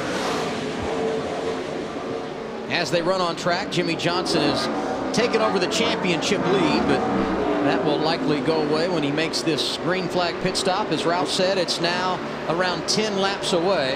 And the reason Johnson the point leader, because Kyle Busch behind the wall, and we're about to have a new leader, your man Jeff Gordon to the point wall. Yeah, I've just, like I said, watching him even early, his car just looks so good through the center, which is the key here in New Hampshire. And well, he just charged to the front and just see ya. And when he made that pass, he rolled, just as you say, he rolled incredible through the center of 3 and 4, but had that thing pointed straight when he came up off the corner. As the 4 car drifted out to the wall, the 24, Jeff Gordon, just drove straight by him on the inside. Nice work, bud. Volt check, please. Just a tiny bit less than the last time, but almost the same. You know, Jeff Gordon's got Alan Gustafson on the pit box. You heard him talking there. Oh, Alan's been pretty good at New Hampshire. He had a win here with Kyle Busch back in June of '06 and helped Mark Martin to his last Sprint Cup Series victory in September a couple of years ago. And Kane going to be his teammate next year at Hendrick Motorsports. I'd say somewhere Rick Hendrick is smiling. He got the top 2 in this race when you look at Kane on the way and Jimmy Johnson a couple of spots back and forth. Let's not forget about this little voltage issue with the 24. Yeah. I mean, he's got clear racetrack in front of him, but this could be an issue for these guys. Well, you felt like it was a matter of time before Jeff Gordon was going to get the race lead. And now that he's got it, he is pulling away from Casey Kane at the line. His advantage, 0.8 of a second. Kurt Busch running in the top 5. He's gotten around Tony Stewart here for position. In fact, Stewart and Newman, who dominated the first 100 laps of this race, on the same left side tires that they started the event with, they're 6th and 7th right now. Everybody behind old driver 24. Already a couple of wins this year, and he's trying to become the 3rd to get the hat trick. He leads 129 laps in. 15 laps away from the halfway point in today's Lenox Industrial Tools 301 at New Hampshire. Jeff Gordon leading the way, a 3.2 second advantage over Jeff Burton. Kyle Busch, the point leader coming in today, returns to the track after spending 76 laps in the garage. Time now to take an inside look at what is happening in the NASCAR Sprint Cup Series, brought to you by Sprint and Evo 4G, America's first 4G phone. Talking about Jeff Burton and Ryan Newman. Check out NASCAR Sprint Cup Mobile and the Evo only from Sprint at sprint.com/speed. Burton fastest speed of the day, and driver 39 Ryan Newman has led the most laps, 47 circuits he has been out front here this afternoon. A couple of things we should clean up. Jamie McMurray running 36th, 1 lap down. He had to make an unscheduled pit stop because of a loose lug nut. And we told you about Kyle Busch back on track. He has scored in 39th, 76 laps behind the race leader. Cut a tire, hit the wall earlier. And he is now 4th in the standings after entering this race at the top of the championship. Jimmy Johnson also had to make his pit stop while we were away. We knew he would. It was a scheduled stop under green. He is now 1 lap down, back in 35th. And now if the caution came out right now, he'd be okay. Yeah, because he's the only car. Right. He's the first car, so he's going to get the lucky dog. Yeah. So it's not really. And he doesn't have to come in. And he doesn't have to come in. So it's position. not. Then he's got his track position back. You know, and that I guess you get the way around. I don't know how all that stuff works sometimes. You know, but he's not in as bad a position as he could have been. Right. You see Brian Vickers with him on track. Vickers right now in 9th. We talked so much about Casey Kane. Red Bull as a whole doing a nice job today with Vickers up there inside the top 10. But you know, we talked about it last week at Kentucky, and we talked about it before. Ever since they made the announcement, when they made the announcement that this team was going to be different than next year than what it is, you know, they hope to still be in racing. They hope to still be around. This whole team has picked it up. I think Brian has. I think Casey has just done a phenomenal job of going in there and showing those guys how good their equipment is and what their equipment can do. Another couple of guys that look good. Logano right in front of him, running in the 8th position, and Greg Biffle, new crew chief and all, in the top 10 today. And Jeff Burton checking out at the front, Matt. And the last report from Jeff Gordon is that his voltmeter is registering 12.4. I did talk to Scott Maxim from the Hendrick Engine Department. He says that the alternator is charging, but not charging 100%. They did bring a battery down into the pit, so if they have to go that route, they have one standing by. Let's go to Larry Mack. And Larry Mack, what is this team going to have to go through if they have to make a battery swap? Well, Matt, here at a place like New Hampshire Motor Speedway, there is a huge draw on the electrical charging system. You have the ignition system yourself, you have the brake blowers, you have the tire blowers, you have the air conditioning system for the driver. So there's a huge need for the electrical charging system. What Jeff Gordon has already had to do, he had to reach over here and go from the primary battery to the backup battery. So he's already done that. I've got to also believe that Alan Gustafson maybe had him cut some of the coolers off. Now, if they have to actually change the battery, they have to come here, take the left rear tire off, and go behind this panel right here. This is where both batteries are located, and they'll have to change that battery out. I think you can do it here under caution, but you would lose 2 or 3 laps if you had to indeed do that under green. Also hearing that Mark Martin possibly having the same problem. And the thing is, Larry, also if you change one battery, you have to hope that that battery is going to last till the end of the race. Now right now we're right about halfway, but that's one thing is hopefully that battery will last 150 laps. Well, Wally, I think the biggest thing is you've got to have him cut off anything he possibly can. Unfortunately, like his air conditioning system, I'd be reluctant to cut all the brake blowers because you use so much brake here. Somebody in the wall, Keselowski. Brad Looks Keselowski. like he may have into the wall with our 4th caution of the day. He might have cut a right front tire there. And this talking about the 48 car, this is what they needed. Well, and Kevin Harvick also had made a green flag pit stop. He was a lap down. Because Stremme will get the lucky dog. Yeah, Stremme's the first to lap down. Gordon had gotten around him. But so Johnson will get the wave around. And he's only got a few laps on his tires, which brings him back. You look back at Brad Keselowski going down into turn 3. Same thing, you know, and Kyle Busch talks about it earlier. Yeah. This is the point of the part of the race where you do get those beads to start melting on these things. When you have long green flag runs and you're used to the brakes like these cars are right now, that's when those things get really hot in the right front. Yeah, you know, I guess we were wrong when we said that Kyle and those guys that got together. I think they had got together, but I think Goodyear confirmed that he did blow a bead. It's just hard to believe you blow a bead that early. Kyle must have just been driving the wheels off of it on the brakes. But you see, and when you see that the picture of Brad, when the air comes out of the tires, it just blows the hood up. I mean, it's really funny the way it looks, but that's a hard hit when you go down in that corner and that thing blows like that. Pit stops lap 145, Chris. Yeah, Jeff Burton, great car right now. They've been on this 2-tire, 4-tire, 2-tire strategy. So this time, Todd Merritt, you're saying we're going to go 4 tires, no changes. So just 4 tires and fuel. Matt? And the 24 came to a stop, and right before he was mentioning about it being hot, and they were going to get some ice. He goes, no, the car is running hot. No chassis adjustment for Gordon on this stop, but 4 tires, Ralph. Greg Biffle's been running really good, getting a little chatter late in the run out of the rear end of the car. 4 tires and fuel. They don't want it freed up. They're going to leave all the adjustments alone, Marty. Bottom of your screen for the first time all day long. Ryan Newman will take 4 tires that are going to go down. 1 round on the track bar. Also a half pound out of both rear tires to help the forward bike. Kurt Busch will be your winner off pit road, Adam.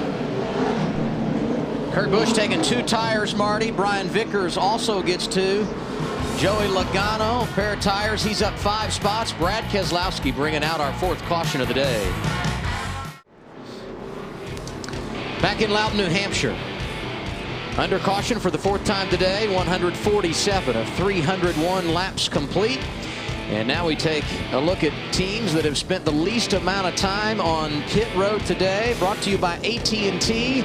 Mark Martin. His crew getting it done. Text the car number for the pit crew you think will average the least amount of time on pit road in today's race to 234-567. Wave arounds under this caution.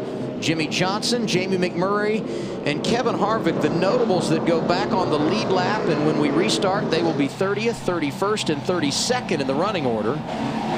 Kurt Busch, Brian Vickers, Joey Logano, David Rudiman, and Juan Pablo Montoya, the top 5 in the race off pit road as we gear up for the restart.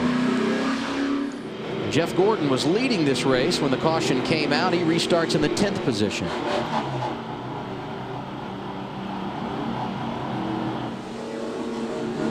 Stewart and Newman have been players all day long.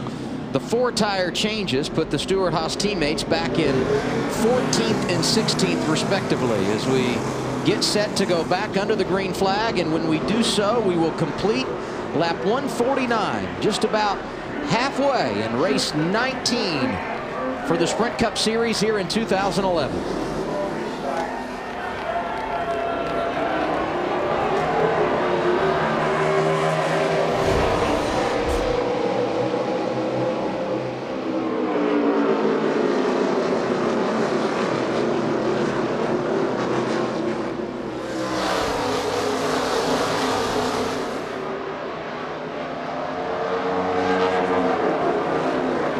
Great restart. Jumps out in front of Brian Vickers.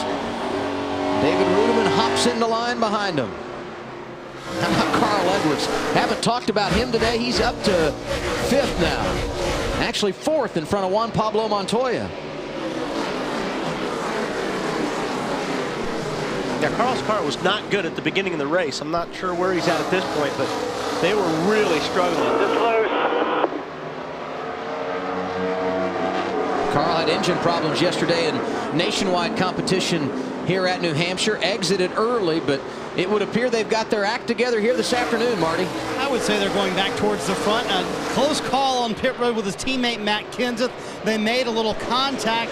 Didn't damage the 99 car, but Carl took 2 tires on this most recent stop. The car has been loose for most of the early runs, and you heard him a moment ago on the radio say loose once again to Bob Osborne. But remember, an experimental setup today for Edwards, so they're hoping to see some fruit from that this afternoon, Adam. I'd like to go down to Larry and have Larry explain a little bit when we're talking about milking these beads on these tires, because you know we take for granted everyone knows what we're talking about. But Larry, can you show us what exactly is happening to cause these tires to blow? Yeah, I mean, Wally, they run such a big brake package here at New Hampshire Motor Speedway, and you use so much brakes. And the heat is generated right out of the rotor and the caliper area into the wheel itself, which is connected to the tire. As you can see, some teams are running some shields here to try to keep that heat off the wheel, but it's so close. Now, right here, I want to show you the bead of the tire. This is where the bead, this is where it actually seals to the rim. All of that brake heat gets transferred to the wheel itself, and then pretty much it just melts that bead and the tire goes down. A lot of teams are using these blowers to blow air there. That's one of the dilemmas at the 24 and the 5. They don't want to cut these blowers off because they don't want to melt the bleed. But one thing, Wally and Kyle, you know this, a bad handling car is going to use a lot more brake and be more on track of burning this bead and cooking this bead. Yeah, that's exactly right. I was going to mention that, Larry. When your car's not handling, you use more brake to get the car to set. And that's what really heats it up. And the 24, something happened coming up before, and I wonder if he just lost all power in that car, Matt. Absolutely, Wally lost all power, said nothing as far as volts. He switched to the backup battery. The engine has refired. Everyone here in the pit getting ready for the next plan of attack on what to do for Gordon. Well, I was a little bit, I mentioned to you guys under the caution when we were in commercial break, I was a little bit surprised the 24 didn't go ahead and get that battery changed. He was running 11th. Well, they had the time, you know, under caution. When he lost power, now he's 35th. Last car on the lead lap, as you see Carl Edwards continue his climb to the top inside of David Rudeman. Driver 99 up to 3rd. Right behind him, Jeff Burton getting aggressive. He drives inside of Juan Pablo Montoya for position. And how about David Reagan?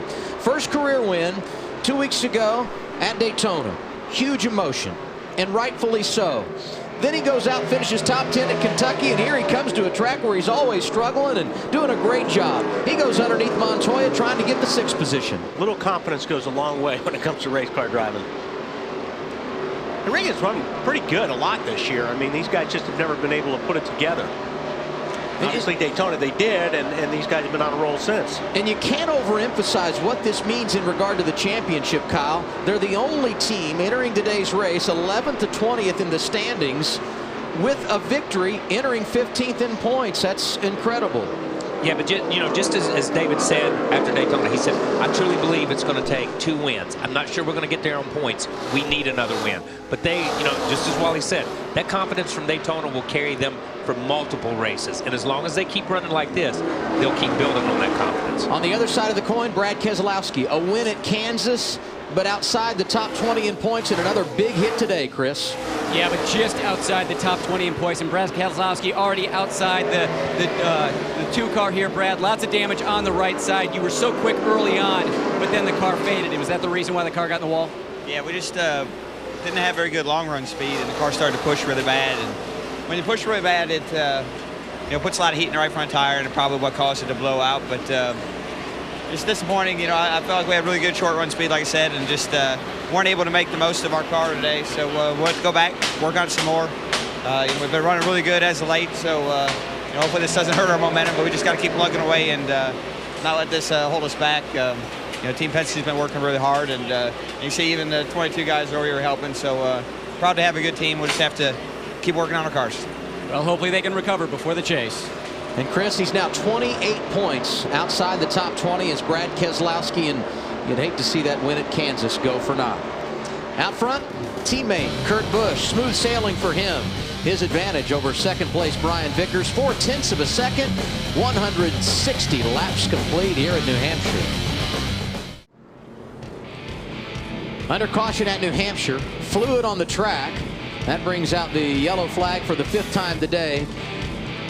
And now we get our KFC trivia quiz for today's race here at New Hampshire. Who holds the record for most and fewest laps led by a winner here in New England? We'll give the answer later on. Some drivers did pit under this caution. Kevin Harvick, Juan Pablo Montoya, who was running inside the top 10. Jimmy Johnson made a stop. Dale Earnhardt Jr., Jamie McMurray, and Jeff Gordon also on pit road. He just went a lap down. But that's a good call. And he's the only car 1 lap down, which is huge. The only car 1 lap down. We've seen it work with Jimmy and some of these other guys. You see him tossing the battery over there.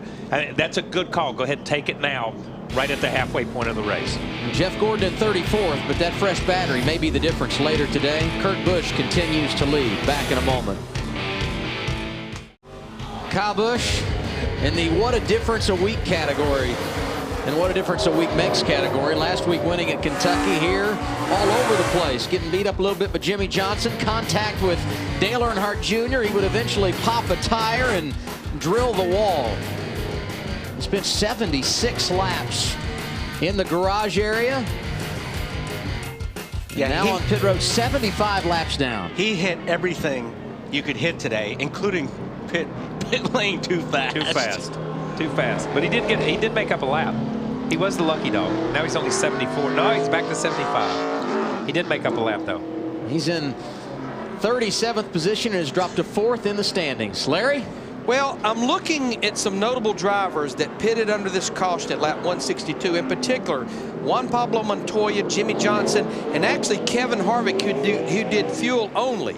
If they can go 70 laps on fuel, those drivers can make this race on 1 more stop, pitting somewhere between lap 230 and 235. Everyone else, they're going to have to make 2 more stops. So I think the strategy has started as we're well past the halfway point. And those drivers that pitted, Larry, Harvick being the first of those, he's 23rd in the running order, and Jeff Gordon comes back down pit road. He is a lap down, but they're going to top off his machine, and that could pay dividends if we get a long green flag run here. Of course, what the 24 really wants is a quick caution to put himself right back on the lead lap. So we'll go back green as we complete lap 168 of 301. Kurt Busch and Brian Vickers on the front row. They are 1-2. Carl Edwards, Jeff Burton, David Rudiman make up the top 5. David Reagan, Joey Logano, Mark Martin, Casey Kane, and Ryan Newman, your top 10. Newman has led more laps than anyone today, 47. He's been out front. Green flag back in the air at New Hampshire.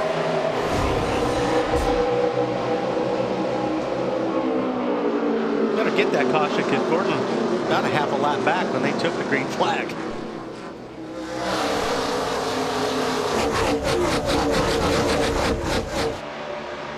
Kurt Busch able to sneak in front of Brian Vickers.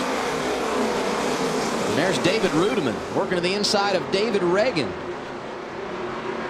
Hey, Carl Edwards, got to give some credit to that team. Struggled yesterday in practice, started 15th today, dropped outside the top 20, and here he is going for the runner-up position. But I think they dropped outside the top 20 because of tire strategy. And you see, got down in there, the car got a little free, got a little loose. Still there. And he bounces off the side of the 83. We've seen that multiple times today. But I think Carl and those guys lost their track position because they were one of the first teams to go to the 4-tire strategy.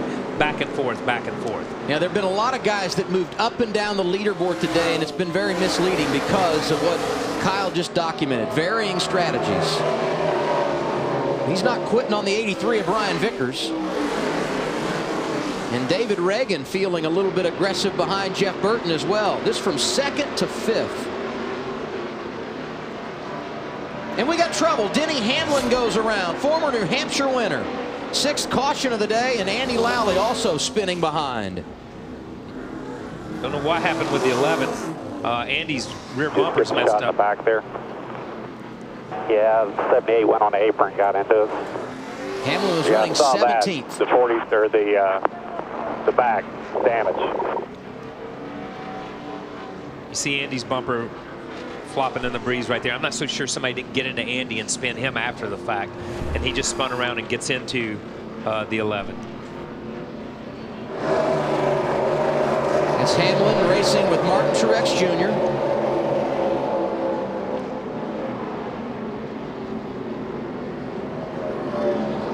Looks like the 42 got in the 43 and the 43 got in the 11. Yeah, that was just an accordion. I mean, they all got in there, and I think the 11 kind of checked up a little bit to stay off the car in front of him.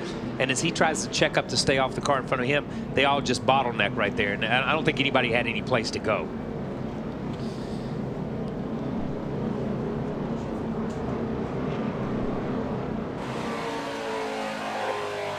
You see the 42 right here. Boom, the 42 hits the 43 that gets in there. Inside corner, stay high, stay in it, inside. And who's happy to see this caution?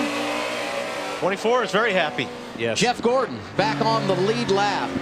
6th caution of the day.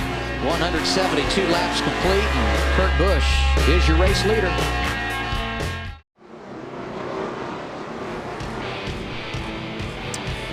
We have cleaned up our 6th caution of the day. Getting set to go back under green. Kurt Busch, Brian Vickers on the front row as we put the green flag back in the air here at New Hampshire.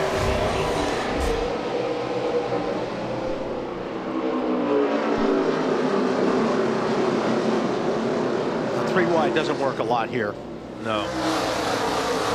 No, and I will tell you what, we have seen Ryan Newman get some restarts. We saw him on a restart last week at Kentucky. I want to document that Jeff Gordon is 33rd, back on the lead lap. But as fast as he's been this race, it's going to be interesting to watch him and see how he comes back up there and if they can put themselves in position with only half the race to go. And back there with him, Denny Hamlin, who brought out the caution but stayed on the lead lap. Ryan Newman, been good today, led more laps than anyone. He goes to the inside of Joey Logano. Oh, Mark is in the middle again. That's the 2nd time he's been in the middle coming off of turn 2. That was Clint Boyer he was racing with. Haven't heard a lot from Clint today, but he's back in the top 15 and trying to make his way to the top 10. Mark and Casey made a little bit of contact.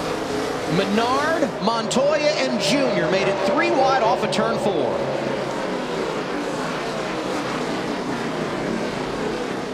Pretty good. They could do that on these tires. I'm not sure they could have done it 15, 20 laps into it. But they gave each other plenty of room. As you saw, Juan gave Junior plenty of room, and Menard gave Juan tons of room. And this battle right here for the 15th taking position. A look at Vickers. Burton's been there all day long. This for 2nd. Burton set him up, exiting turn 4, and looks like he's going to finish the job through turns 1 and 2. The new runner-up, Jeff Burton, in the 31.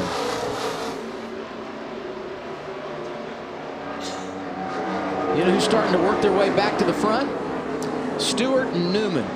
Ooh. Stayed in those left side tires for a long time and Now with those 4 fresh tires they got a couple of pit stops ago, starting to cycle back to the front. At 31, when he went down in 3, it got away from him a little bit and worked up the racetrack about a lane. I thought Vickers was going to drive back up. It looked like he could have. I think he gave him a break there. Yeah, it just got a little bit loose, but we've seen that with the 31. The first few laps, his car is just a little bit freer. And he, by being able to pass people this early in a run, it's got to give him a little bit of confidence that when this thing comes in like it has been, he's going to be able to run that 22 down. 7 of the top 10 drivers right now in the race have not won a race this season. Tony Stewart started on the front row. He's led 25 laps, and things starting to come to driver 14 as we close on the final 100 circuits here this afternoon. Carl Edwards looking to get back in the top 3 after starting 15th today. This is he and Brian Vickers for that 3rd spot. I'll tell you, David Ruderman right behind him has been impressive today. Can't say enough how David Reagan has been able to come from a starting position outside the top 25. And look at Roush Fenway as an organization. 3 drivers inside the top 10. Greg Biffle with new crew chief Matt Pusha back in the 10th spot. And most of these guys got here on strategy, and they played their yellows right. They had good cars. I mean, like I said, there's 15 guys that are running with 0.2 of a second each lap. These guys put themselves in position. You look at like Jeff Gordon's deal. I'm not sure, Kyle, he's got enough time to get back into position because he's got to pass a lot of cars. He's got to pass a lot of cars that have had time to adjust and get better than when he passed them the first time. Yeah. But I'm going to tell you, his car was incredible. The way he cut through there, the first swipe that he made up there. One advantage Gordon may have, his last pit stop coming at lap 171. Just about everybody running inside the top 15 last pitted at lap 145. So that difference of 25 laps or so could make a difference depending on how things play out with green and caution flags from here on out. There you see Gordon inside of Hamlin. Hamlin brought out that last caution. Gordon 25th and trying to go around McMurray for 24th. Great camera angles. Yeah. You can see how hard it is when Jeff rolls in the corner here and he rolls all the way up past the 1 car, or at least door to door. But on that inside, when you go to the gas, sometimes it's harder to get that run up off the corner. Because that right front doesn't want to stick. If you get on the gas, all it does is it'll slide up and you'll hit the car that's on the outside of you. Yeah, I'm going to tell you, Jeff. That's Mark Martin going around right in front of everybody. Left rear tire. Gone. How about our 7th caution of the day? That was going to be wicked right there because Jeff had already committed to go low as he got down in the corner to pass another car. Martin was running in the 14th position. Oh, you see the smoke right there. It's already coming apart. Yeah, he was just trying to nurse it. Got to the bottom of the racetrack and it just gave way.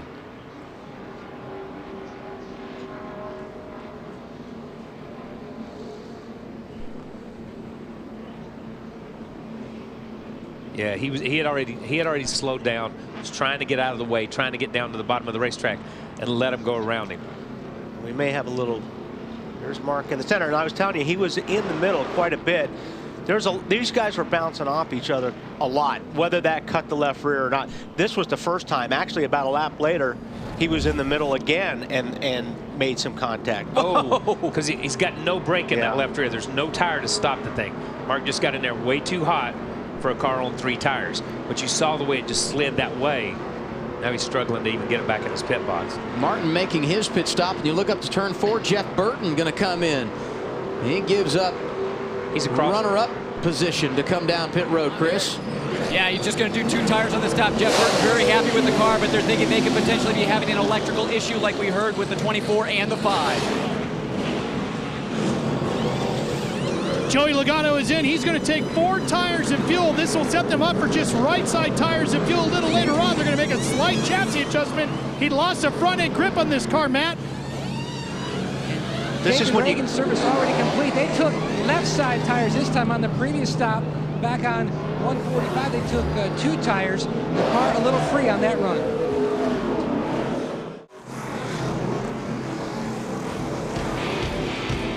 Under our 7th caution of the day, drivers that pitted inside the top 12, David Reagan, Jeff Burton, Joey Logano, Clint Boyer, and Greg Biffle. Top 15 cars on the restart all stayed out under this caution.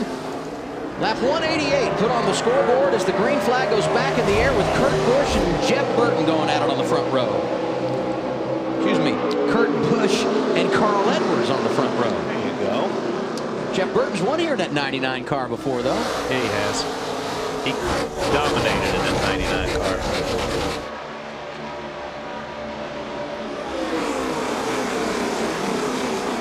Carl ain't giving up. For all you Gordon fans on this restart, he's worked his way back to 16th. He's 34th on the last restart, 16th on this restart. That last option helped those guys a ton as far as track position. A ton. Brad Keselowski back on track as well, but he's 43 laps down after cutting a tire and hitting the wall, scored in 36th. He's wide.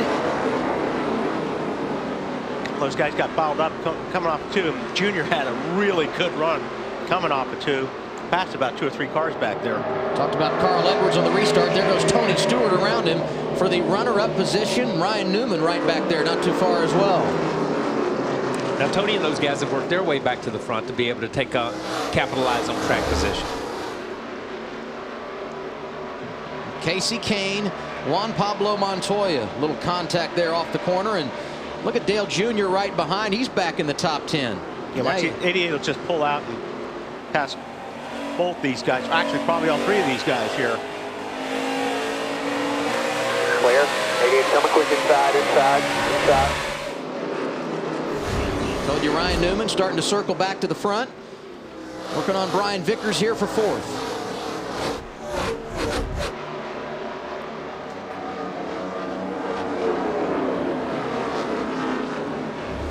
And the gap closing at the front as well as Newman picks up a position.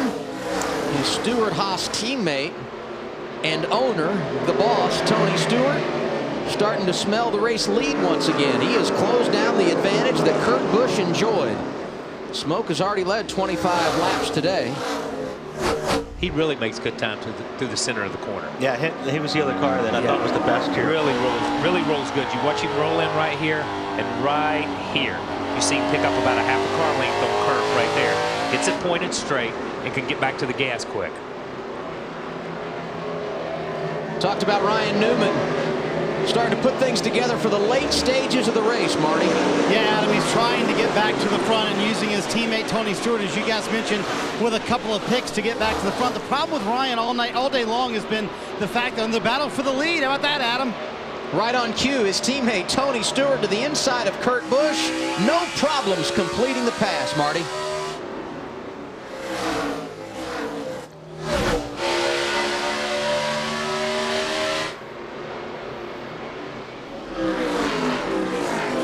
Juan Pablo Montoya, somebody's pre-race pick to win this race. Was that you, Petty, that picked him?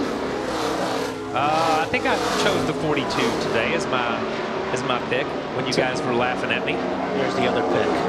Right behind 48. Yeah, that's your pick. Look, I'm not catching up to you guys. I'm just trying to get.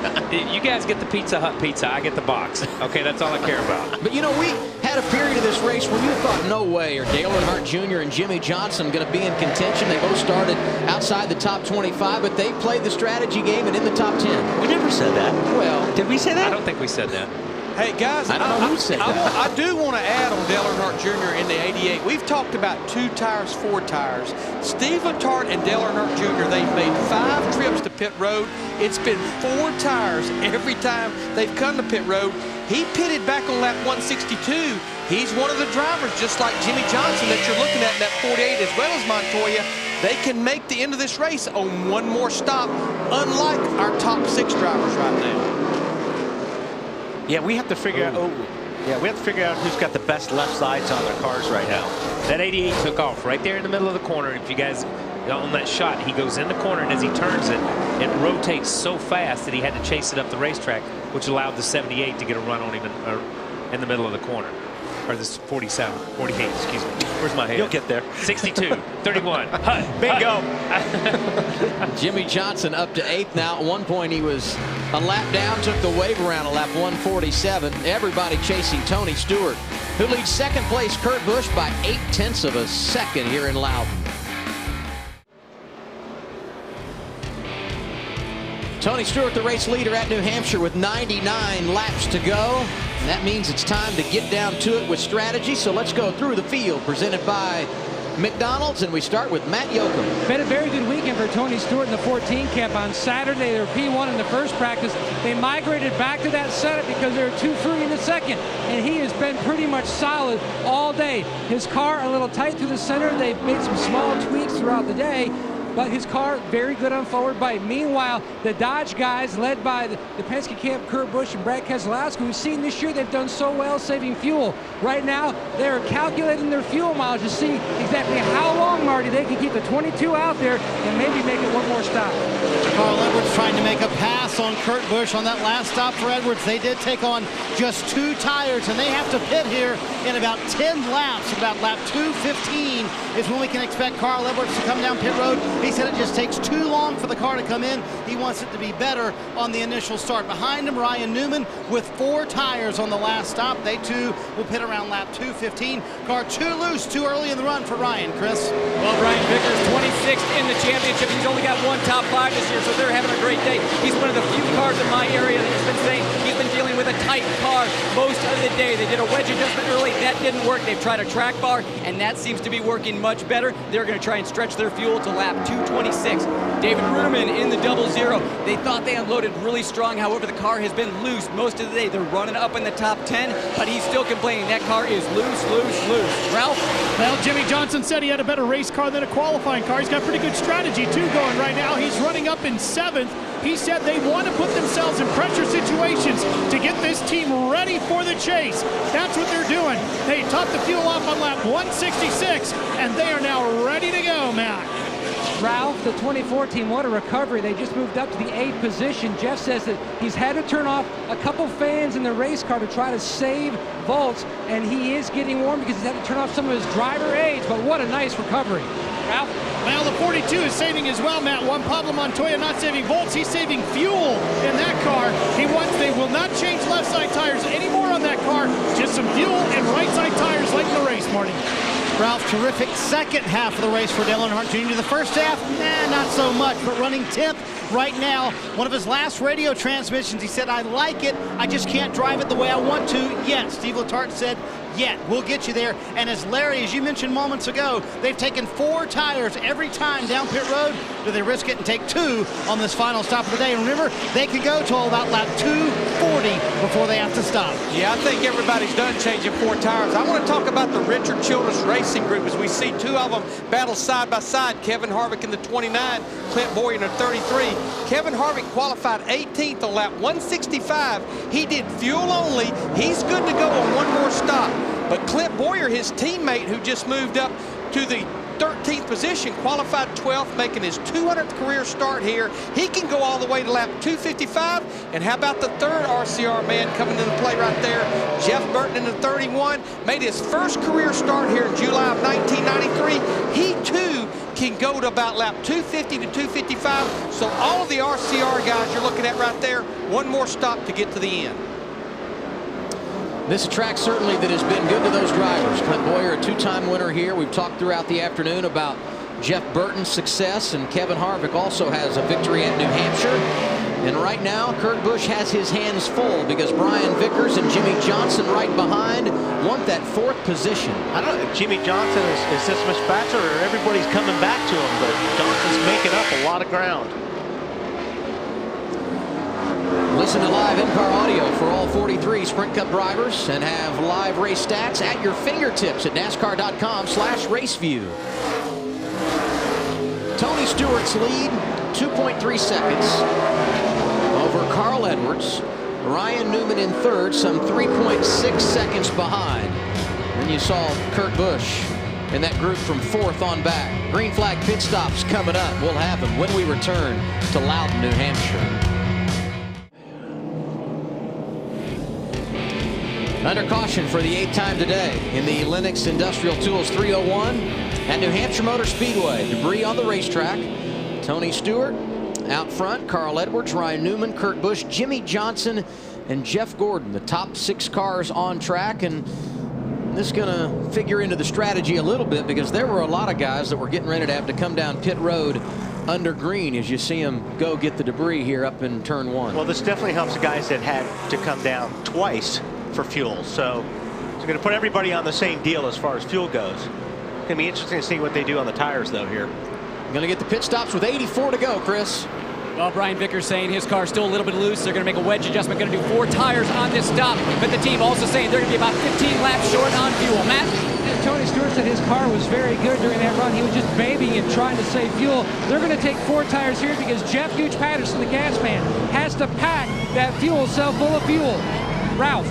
The key is the gas, Matt. Just like he said, they're thinking about 10 laps short here with Jimmy Johnson. They're packing it all in. He shakes his head. Yeah, we're good, Marty.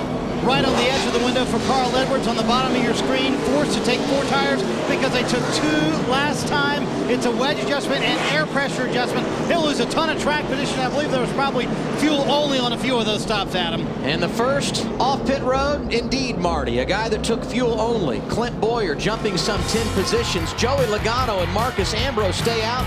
They're the top 2 with 84 left in New Hampshire.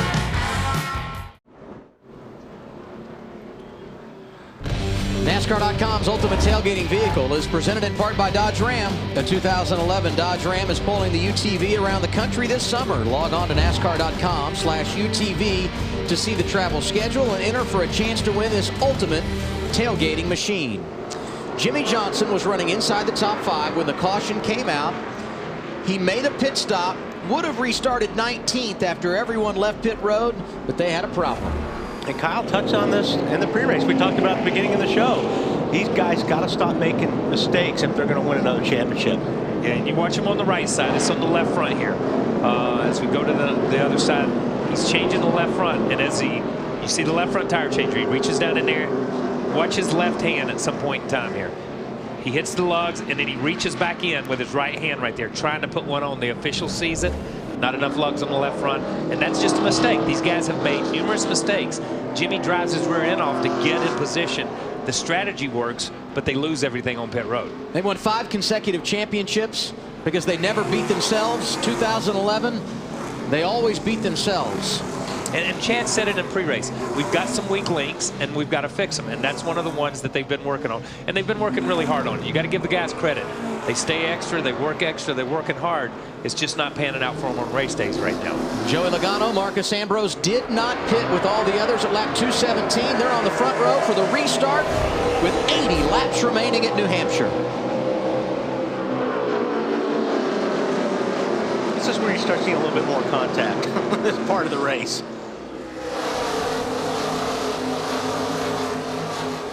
Marcus Ambrose able to get the jump in front of Logano.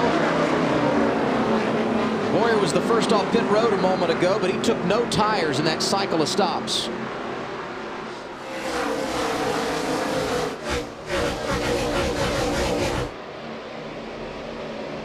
I know I keep saying it. Jeff Gordon's back to 15th. He's got to have passed every car at least 4 times today. Gordon got in there hard, just touched the 20 car of Logano. And that really opened the door for Montoya, who's got some momentum on the inside. Maybe not. And this is where, like I said, you get greedy. This time of the race, you're going to take more racetrack than you've been using all day long. Tell you got to keep your eye on Ryan Newman. He's 5th right now. And when you look at guys in the top 5, he has been the most dominant of that group, although Jeff Burton's had a great day, and here he comes for position.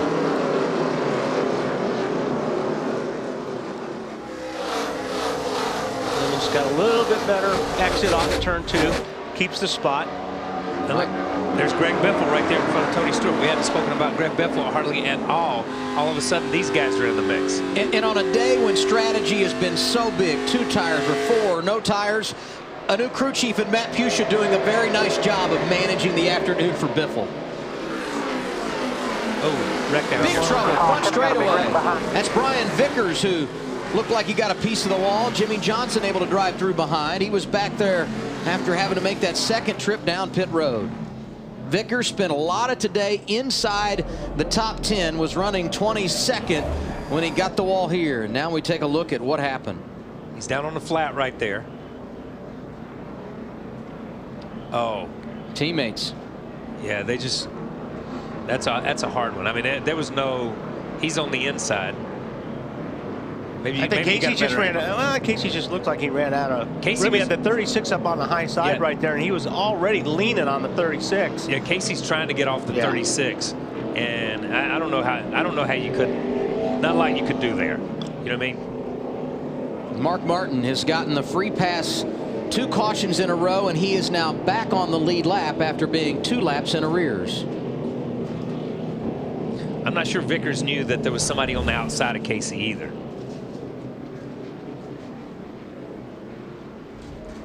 So down now to 76 laps to go. Vickers takes it to the garage. Ambrose stayed out under that last caution, as did Joey Logano. They're going to have to pit one more time for sure. In fact, you believe a lot of these guys are going to have to make a pit stop. I think you can make it on fuel here, if you stop now and take gas, can't you, Larry, if you make it the rest of the way? Well, I think we're seeing Ambrose and Logano come right here, as well as Montoya. No question, right here, seeing Stewart, seeing a bunch of them. You can make it from here. Under caution, you're getting about 2 to 1 as far as ratio caution to green using fuel. But Ralph, what's going on? I'm seeing a lot of cars hit pit road. Larry, originally Greg Zipadelli was thinking about 4 tires. They're going to tighten them up a little bit. He made the call just as he was coming down pit road to take 2 instead, and a whole bunch of fuel as well. Matt? And meanwhile, while work goes on the 4 car of Casey Kane, looking at the cosmetic damage on the left front, they're going to tug on that. The 24 of Gordon and the 14 of Stewart came in to top off for fuel. In all, there were 12 drivers that made a pit stop at lap 226. Clint Boyer did not. He is on track and the race leader as we're under caution for the 9th time today. Time for another AT&T Fastest Pit Crew Award.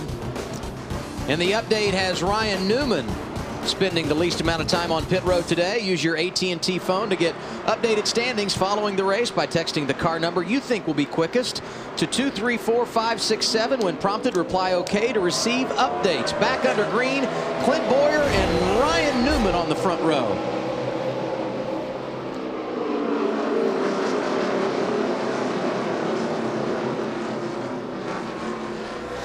Fresher tires for Newman in that outside lane.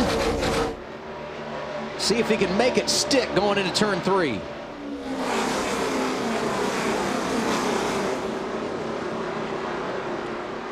Good corner.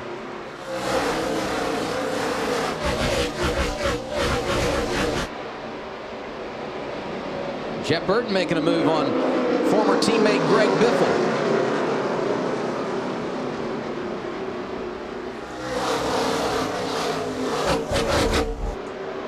Okay, now the way you guys see it is that all these guys have to stop for fuel one more time, correct? Like the top 14, top 15 now, Marty guys? told us during the break that Ryan Newman, with that last caution, was 3 laps short on fuel. So one more caution may do it. Larry, do your numbers add up to the same as some of these guys? Well, a driver that I'm watching right now is that 22 car of Kurt Busch. He was last on pit road at lap 217, which was 83 laps to go. He also, at that same time, took 4 fresh tires, so we know he's good on rubber. As we've seen many times this year, the Dodges seem to get better fuel mileage than anybody, and I go back to a conversation we had during break. For every 2 caution laps, that's like 1 green lap. So I think one more caution actually is going to buy a lot of these drivers the ability to get to the end, in particular Kurt Busch. What's Steve Addington and the crew saying, Matt? That's exactly what they're hoping for, at least another caution. They could have pitted when they had won it on lap 225. Steve Addington felt like they were going to be very close to the finish.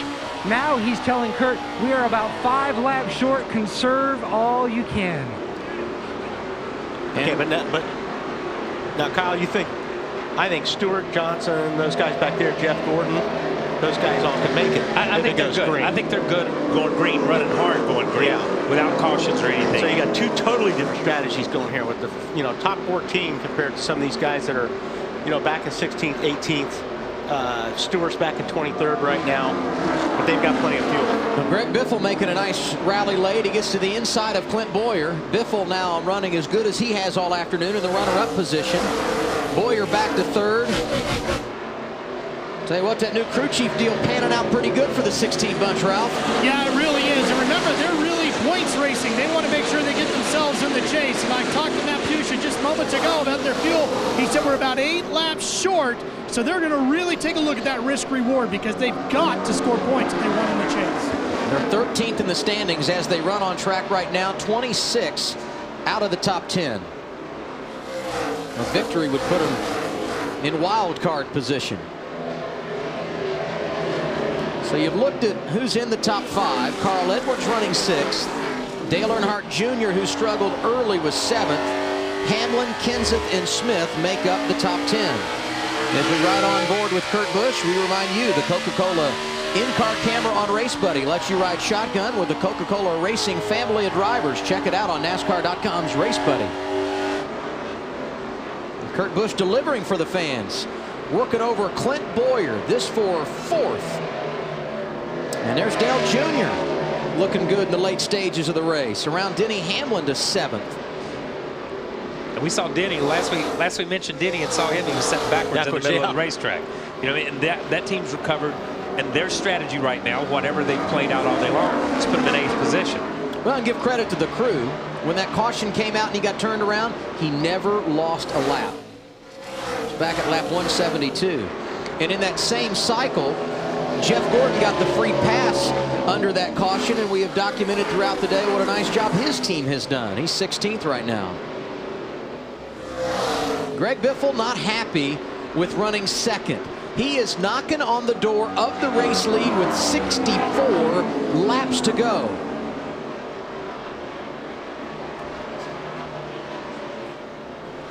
Keith Biffle's car looks like it rolls into the corner really, really well, but Newman's car is much better from the middle off.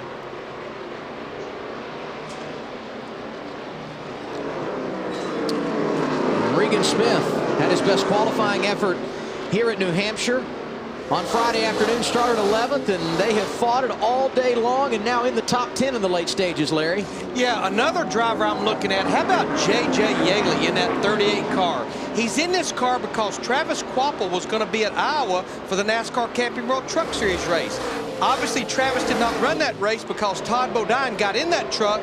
J.J. comes here. He stands in for Quapple in this car, and this is a team that's fighting to stay in the top 35 in points. Here he is sitting back in the 13th, 14th position right now. Great run when you consider we only have 60 laps to go.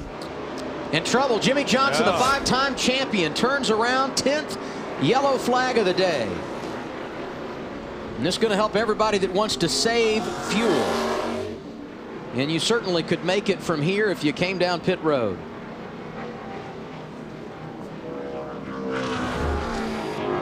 Jimmy Johnson running 21st when he went around down in the corner. He just tried staying off of Montoya. It looked like he got in the corner. His car looked like it's probably pushing up towards Montoya, and he just pinched it down. We ride with Martin Truex Jr. He had a front row seat. Get down, get down, get down, get down, get down. Good, all good. Keep coming. No car cautions out. Cautions out. So pit road is open. And I think this is going to be the defining moment on if anyone's going to come again or not. A lot of guys liking track position. What do you think they're going to do there, Adam Alexander? Hey, I'm not the guy to answer this question. We got the guy that works here that can, though. I think a lot of them are going to be in.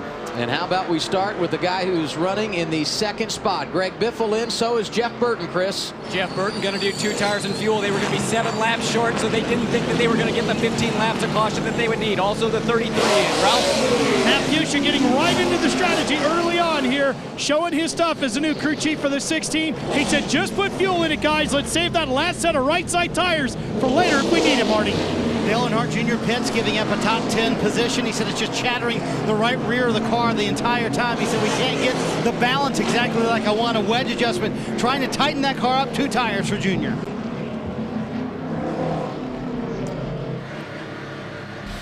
Ryan Newman leading this race, stayed on track Kurt Busch, Carl Edwards, Denny Hamlin, Regan Smith right behind him. A number of drivers pitted under this caution. Dale Earnhardt Jr. one of them. He had a tire violation. He had to come back down pit road. And of those who made pit stops here at lap 241, Greg Biffle, Jeff Burton, Matt Kenseth, Clint Boyer, Kevin Harvick. The first 5 off pit road, they restart from 19th on back. On the front row, Ryan Newman and Kurt Busch. Those two have led the most laps in the race today. Green flag goes back in the air with 57 laps to go here at New Hampshire.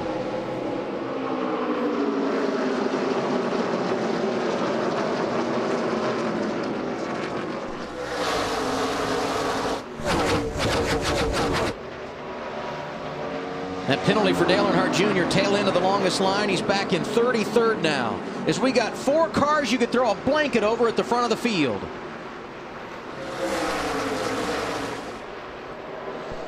Denny Hamlin been quiet today, but he's up to 3rd here with just a handful of laps to go, Marty. His run back to the front wasn't very quiet, Adam. He was moving up through the field. He's a little bit of left rear damage. That's it. The chassis wasn't really affected for Denny Hamlin. They are about 5 laps short before that last caution on fuel. Mike Ford told him, once we go green, I'll give you a fuel number. But Denny said, it's hard to save fuel here. You're single file. Everybody's running the same speed, so there's really no opportunities here to save fuel, Adam, but they'll probably be about 3 laps short.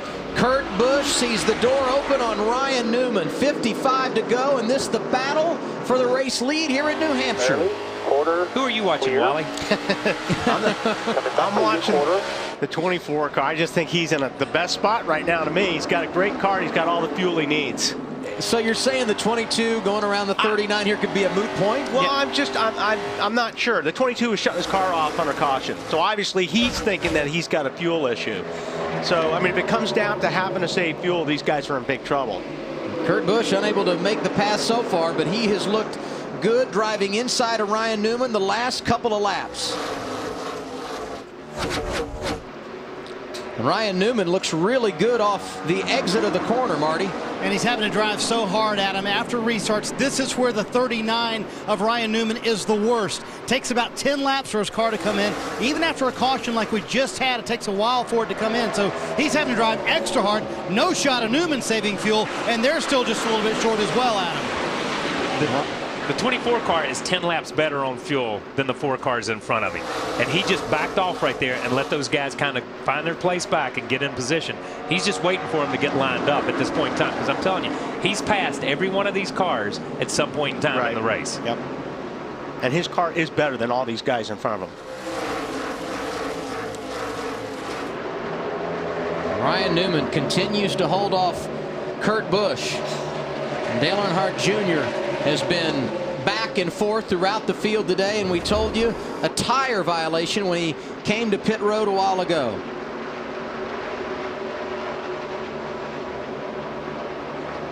And the penalty for him, tail end of the longest line. He's now 27th in the running order.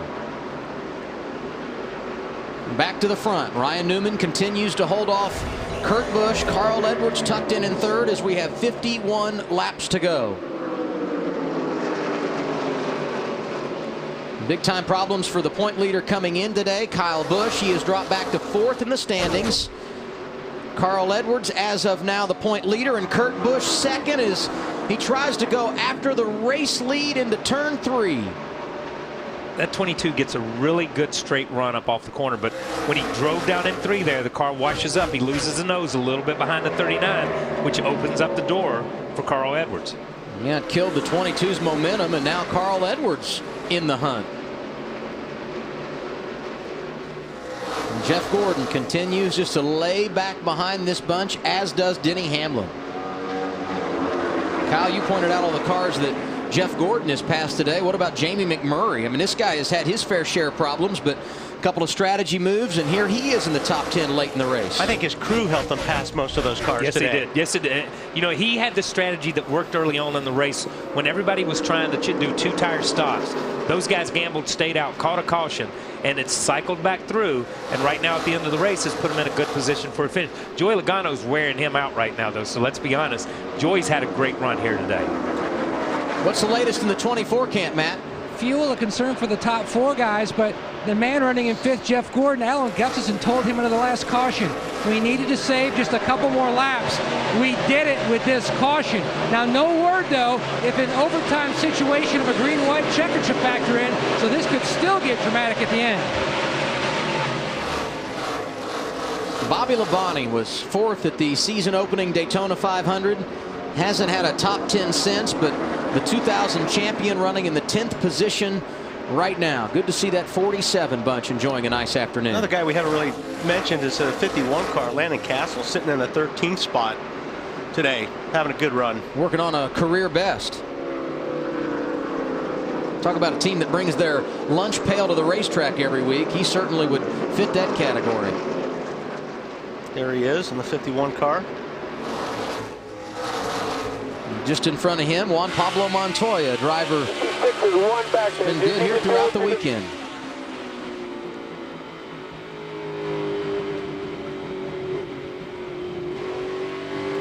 Marty told us Ryan Newman's car takes about 10 laps after a restart to get going. Well, I think we're starting to see that unfold. His advantage, 0.7 of a second over second place Kurt Busch with 46 to go. Mike Bliss, biggest mover of the day, up 20 positions.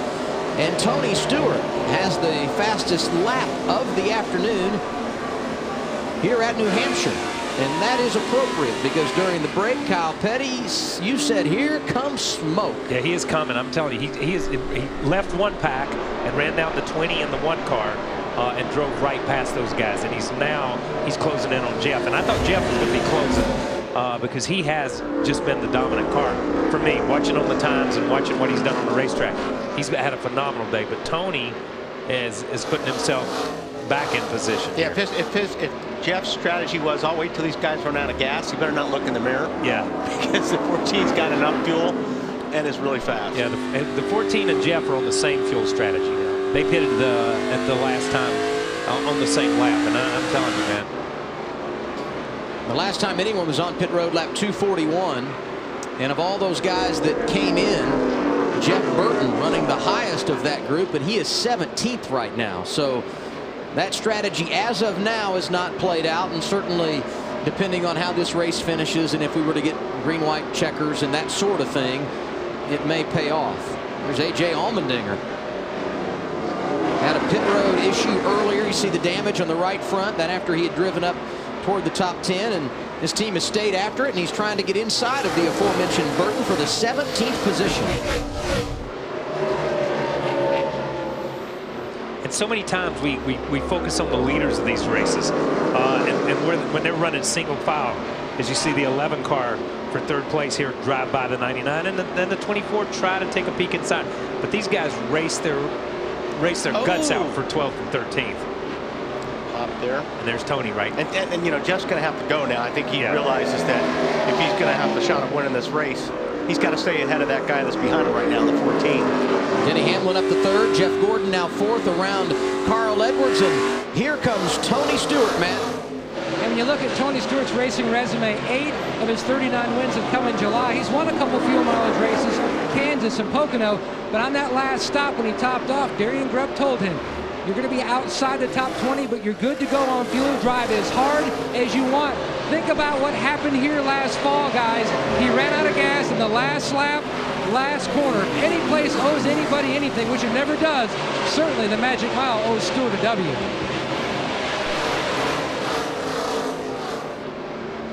Remember that spin a little while ago for Jimmy Johnson, restarted 27th?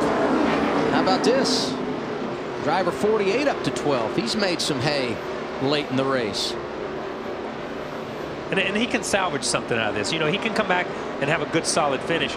But, you know, the way these guys are running, gets in the back of Bobby right there a little bit as Bobby gets loose. But as you look at it, you know, he's going to have to struggle to catch up to these guys and get around them. Yeah, there's not enough time to do that. You got to make up 7 seconds as he's passing all these good cars. So he needs a caution. Yes. Johnson up to 11th as we saw contact with he and Bobby Labonte. Yeah, he just got in the back of him a little bit. Just got him a little sideways, and then, you know, Bobby tries to catch it, and they get together again coming down the straightaway. We are at that stage of the race, Wally, where patience is no longer an option, aren't we? Yeah, pretty much. I mean, like I said, you're going to take a lot more of the racetrack than what you were earlier. But it's spread out a lot more now. So, I mean, you can work a guy over a little bit, but, you know, you've got 34 laps to go. And a lot of these guys are sitting in pretty good positions, you know, if they got the fuel mileage to do it. Ryan Newman is, in fact, Army strong. His lead over second place Kurt Busch more than a second now, Matt. And Busch has been trying to conserve fuel. At one point, he was 5 laps short. About 10 laps ago, Steve Addington came on the radio and told him the lap time that he had just completed. Said, that is the pace I need you to run from here to the finish to try to conserve. Here's the most recent conversation about their strategy. Okay, but they just over to the 99 and 11 and started saving a little bit. We're 3 short. He's back down to 30-20 as you ran 30-17 and the leaders are 30-41. He's saving fuel too. Yeah, if you can try to pass it and start saving, that'd be cool. Well, he last pitted on lap 217, just like Ryan Newman and like Denny Hamlin, and that would be with 84 laps to go. But what they all have going in their favor, since they pitted, there's been 15 cautions. And I keep going back to the formula at a 1-mile racetrack. For every 2 cautions, it's equal to 1 green or vice versa. So I truly believe these guys are going to be in good shape here unless we have that green-white checkered. You know what I keep thinking about, though? This is the Lenox 301, not the Lenox 300. That could be a difference. The big problem I see with some of these guys, if they're talking about running, if they're running 40s and 50s and Gordon and Stewart can run 20s, they're going to get passed. If they've got to run a certain pace that's 30-something, and that's what they got to do to make it to the finish, and some of these guys don't, they're sitting ducks. Yeah, and that's exactly right. They can't afford to give up 2/10 a lap because Jeff and those guys don't have to give up 2/10 a lap. But I'm going to tell you, right now, we're looking at 29 laps to go. This 39 shows no sign. Ryan Newman shows no sign of saving fuel, of doing anything but driving the wheels off of it. We're going to take a break. And if things stay green, we're going to stay with you the rest of the afternoon on the other side. Ryan Newman leading with 29 to go here at New Hampshire. 24 laps to go in the Lenox Industrial Tools 301. And with an off week next week, time for these guys to muscle up for the final 24 laps. And we had some muscling up here a few minutes ago. Dale Earnhardt Jr. and Greg Biffle getting after it around 20th position. Remember I told you about taking a little bit more racetrack for yourself? Just a little bit. I think this is a good angle. I think what Earnhardt did. I need a little bit more. Sorry, Craig. Good thing Biffle was up there, I think, for Dale Earnhardt Jr. Denny Hamlin to the inside of Kurt Busch. That for second, and Jeff Gordon right there behind him with 23 to go. Talked a lot about Gordon here in the last 100 laps. We've talked about him all day and how fast this car has been despite some adversity. I think it's time to push the button and go if he's going to get anything done, Wally. I agree, and I'm not saying we know much. Even though we were talking about him, we can be a little bit off, but you're right. I mean, Ryan Newman, what's he, about 2 seconds, a little over 2 seconds ahead of Jeff Gordon. So Jeff's going to have to go. He's going to take longer to pass these cars like the 22 in front of him. But I agree, if he's going to run him down and go for it, he better do it.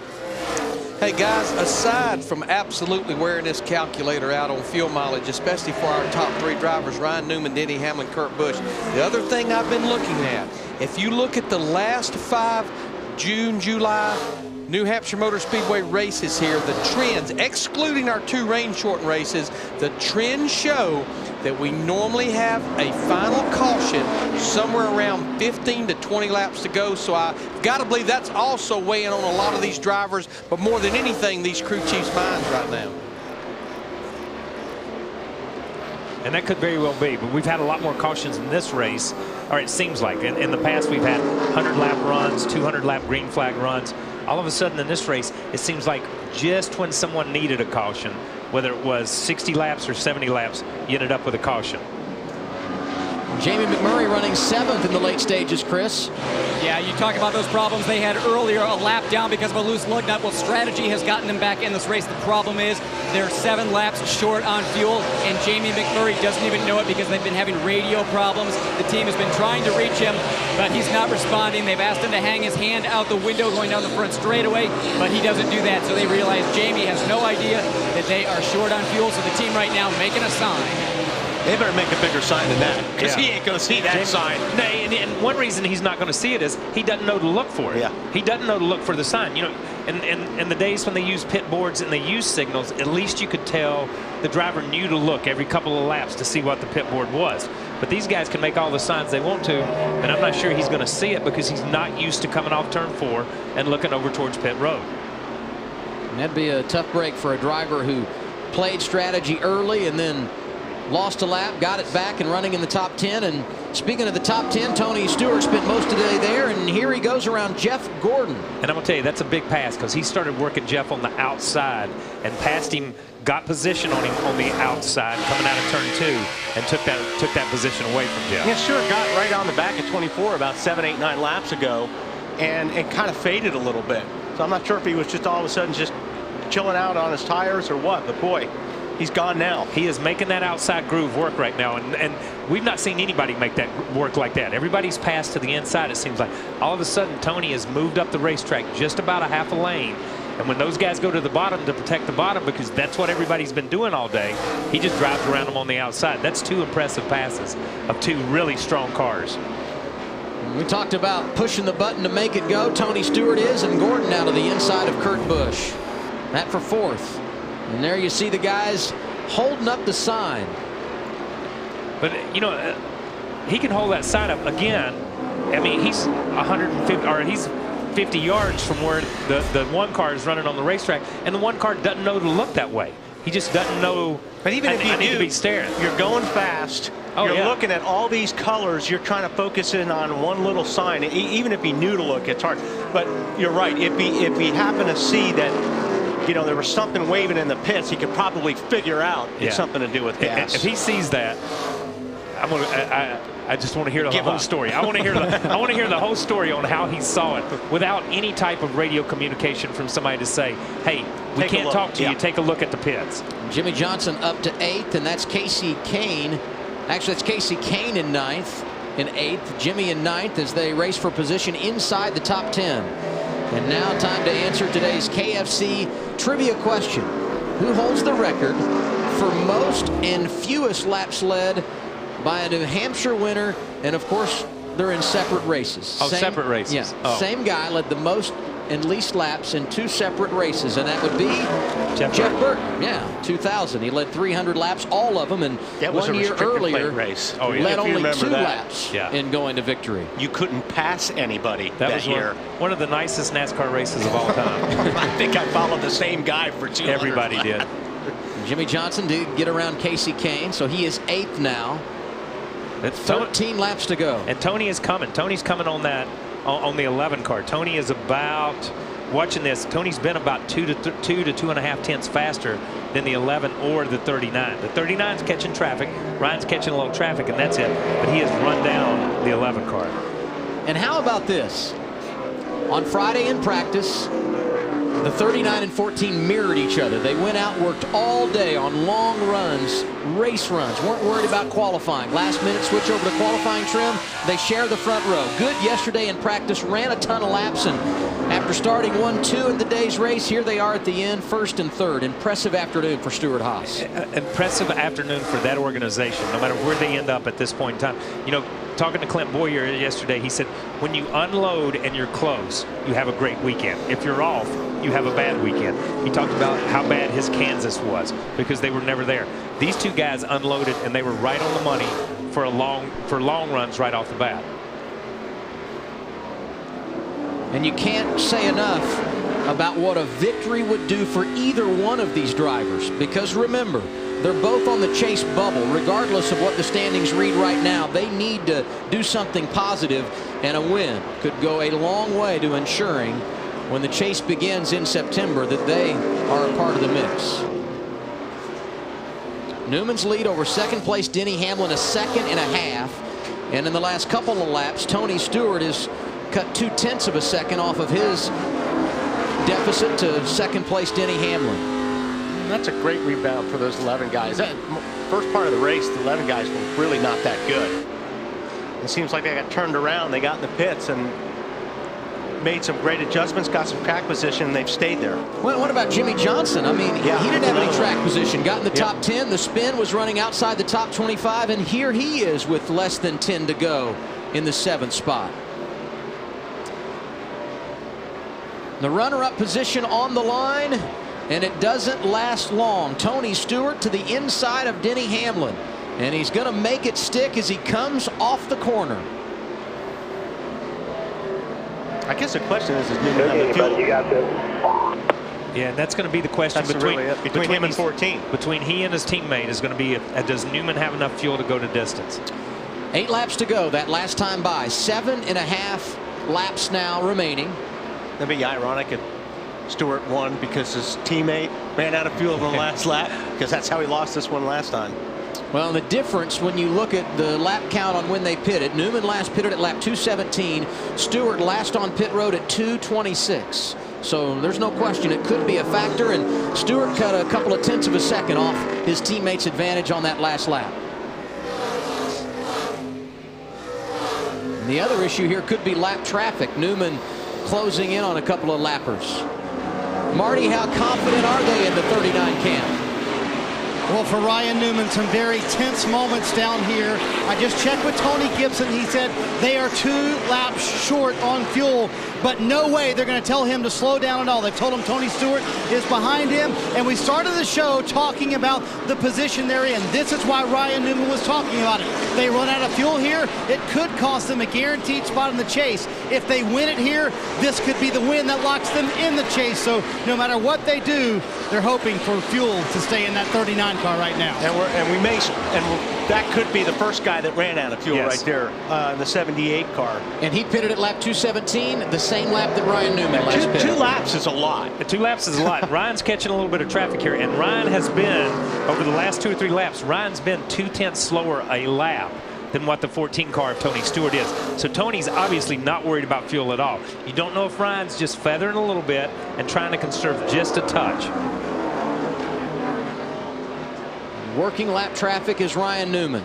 And as we told you, his teammate 9 laps better on fuel in second. There you see Tony Stewart, Denny Hamlin third, Jeff Gordon fourth. I'm just watching out the window the Bass Pro guys. They're trying. All of them on the wall are trying to tell McMurray to slow down. McMurray in the 9th position, but he too last pitted at lap 217. No radio communication. The team trying to tell him he's short on fuel the old-fashioned way. They got a sign out. And I'm telling you. No, I think they gave up on the sign. I think they're just trying to tell him physically. Yeah, just slow down. 3 laps to go. This time by for Ryan Newman. And McMurray now out of gas. He makes his pit stop. Newman halfway down the back straightaway. 2.5 laps to go. Stewart doesn't want to get real close to his teammate, I don't think, right now. You want to be real careful that guy doesn't run out of fuel when you're right behind him. Right in, yes. But, you know, he has closed up. Ryan has done a great job these last 2 or 3 laps working his way through that traffic, because I'm telling you, he caught that traffic in the worst place he could have caught it, and he really didn't lose anything to Tony. He was patient, worked it, and he made Tony work it the same way in the corners, not down the straightaway. Last win for Ryan Newman on the flat mile in Phoenix. It came last April, and it was an emotional win for him, helping Tony Stewart to victory lane at Stewart-Haas. The 42 of Juan Pablo Montoya out of gas as the white flag goes in the air. Ryan Newman going to try and hold it together for one more circuit.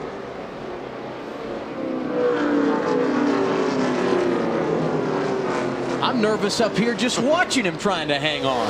Yeah, you know, you hate to see somebody run like this, and we've seen it so many times over this year and last year. Somebody lead this long in the race and then run out of gas right here as they go to the gas in the middle of the corner.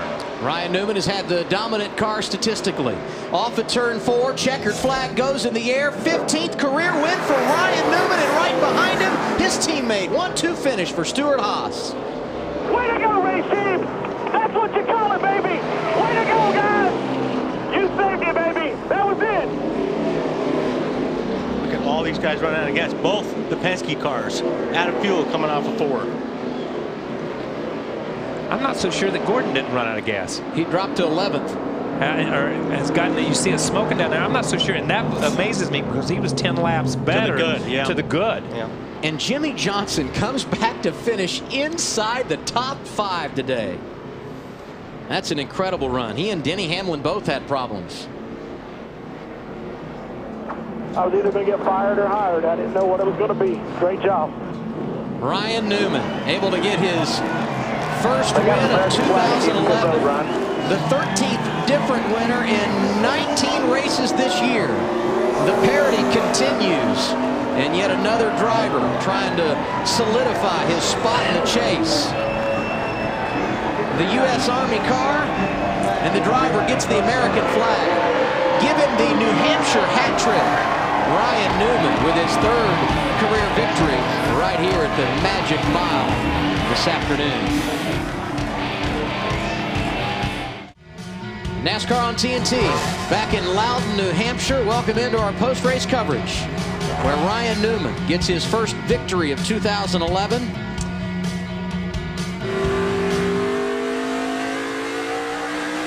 One hell of a day, boys. One hell of a day. Fair flag. Great day for Stewart-Haas Racing. Buddy, you did an awesome job. Perhaps the most enjoyable runner-up finish ever for Tony Stewart, seeing his driver Ryan Newman finish right in front of him, Ralph. Here he comes out of the car, your winner here today, Ryan Newman crawling out, and the shower begins here in Victory Lane. Oh yeah, the celebration is on for Ryan Newman, and it continues. It's going to take a bit to get in here. Congratulations. Glad to keep it refrigerated. Boy, that one really started back on Friday with you and Tony Stewart and this whole crew, the way you guys approached this weekend, getting a lot of long lap runs in Friday practice, didn't it? Well, we just we did what we had to do. We got to thank the U.S. Army. This one's for the soldiers. Thank you, guys. We've been working so hard to get this U.S. Army Chevrolet into victory lane. Got to thank Sprint, Tornadoes, Haas Automation, Coca-Cola, all the people, Bass Pro Shops, NRA, all the people that have jumped on and helped us out, Wicks this year. Just a real big team effort. Proud that we came home 1-2 just as we started, but really a great weekend for Stewart-Haas Racing, and good points day. Man, just couldn't be more excited. I want to dedicate this. I lost a good friend of mine back in April, his Bo Slocum. So I lost him in April. I lost my grandfather 14 years ago this weekend. So it's sentimental for many reasons. What does this say about this team now as you guys get ready for the chase? Well, puts us in a lot better position, that's for sure. Just in general, points-wise, getting that win, that's a great bonus in itself. But, we knew we were capable of it. We've been so close so many times this year. We had the top 5s to prove it. We just hadn't been to victory lane. And, this is big sprint. Summer Showdown, $1 million, all that stuff.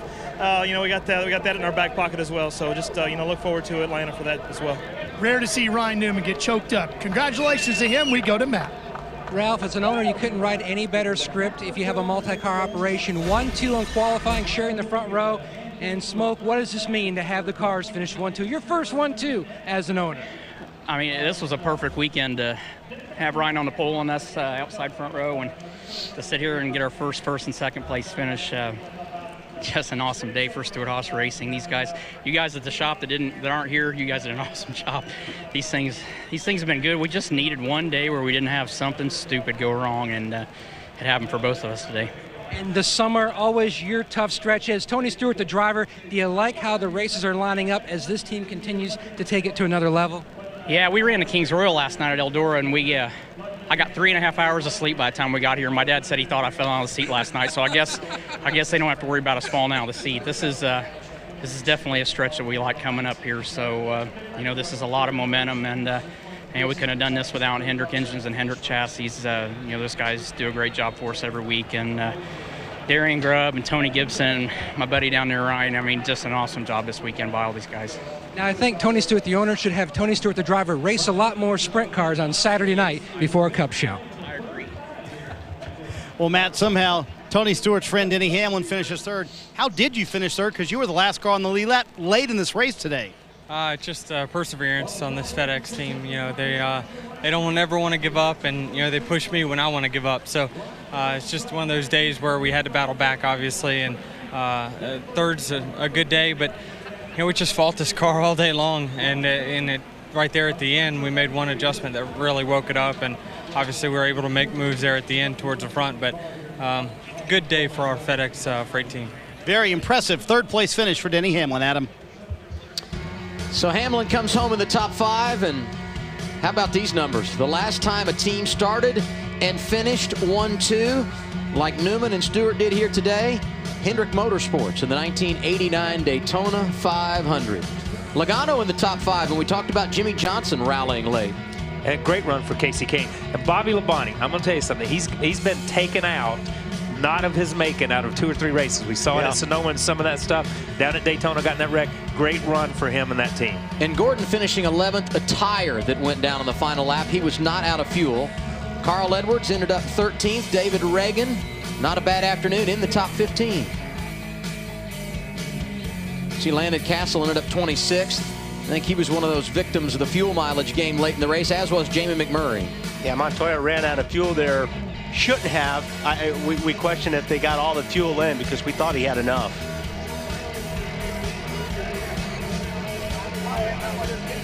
Nice little celebration going on for Ryan Newman. And we look at the standings after 19 races. Carl Edwards the leader, and you see how many points these guys are behind the man out front. Jimmy Johnson 7 behind. And now you see how many points they are in front of 11th position, what will really help decide their fate when they try to get into the chase. Exactly right. And when you start looking at Jeff Gordon there, he has 2 wins. Ryan, that win is important for him because he's only 16 points ahead of 11th place. But you see Dale Earnhardt Jr., who falls again and is only 7 out of that 11th place finish, or out of the 11th in points. Tony Stewart, the first man on page 2, and you see David Reagan highlighted. That because he has that win at Daytona, and that would put him in wild card position. And Brad Keselowski had some troubles today. And this shows you how close you can go. Remember, going into this race, Brad was 3 points out of 20th, and he has such a bad day, he drops to 25 points out of 20th. So that's why those guys like Junior and those guys that are right there on that bubble, one way or the other, a win is important. But those points are critical now. And he's getting to the point with Keselowski where he's going to need 2 wins. He's going to need that second win. He's got to press. It's been a fun 6 weeks here on TNT, and there are so many thank yous that need to go out to those behind the scenes that make our job so easy. The engineers, the camera operators, all of our technicians, the folks in audio, and the production support group. Certainly all those at NASCAR.com. We thank you for your tireless efforts because we couldn't do it without you. Technical managers, Dennis Stone and Bill Grittinger, always show up early and leave late. And our production managers, Heather Dyer, Bree Smith, Lori Brooks, and Savannah Brotherton. We appreciate all of your efforts. And you're only as good as your leaders, right? And our executive producer, Jeff Finke, Chief Operating Officer at Turner Sports, Lenny Daniels, and the President of Turner Sports, David Levy. In 2 weeks, it's the Brickyard. You can see it on ESPN. Next on TNT, Varsity Blues and Law and Order on the West Coast. What about us? Thanks for thinking of us. Wally Dallenbach and Kyle Petty. I'm Adam Alexander. So long, everybody. This copyrighted telecast may not be reproduced, retransmitted, or used in any form without the authorized written consent of NASCAR Broadcasting. NASCAR would like to thank all of our loyal fans for your continued support, and we hope you enjoyed today's broadcast.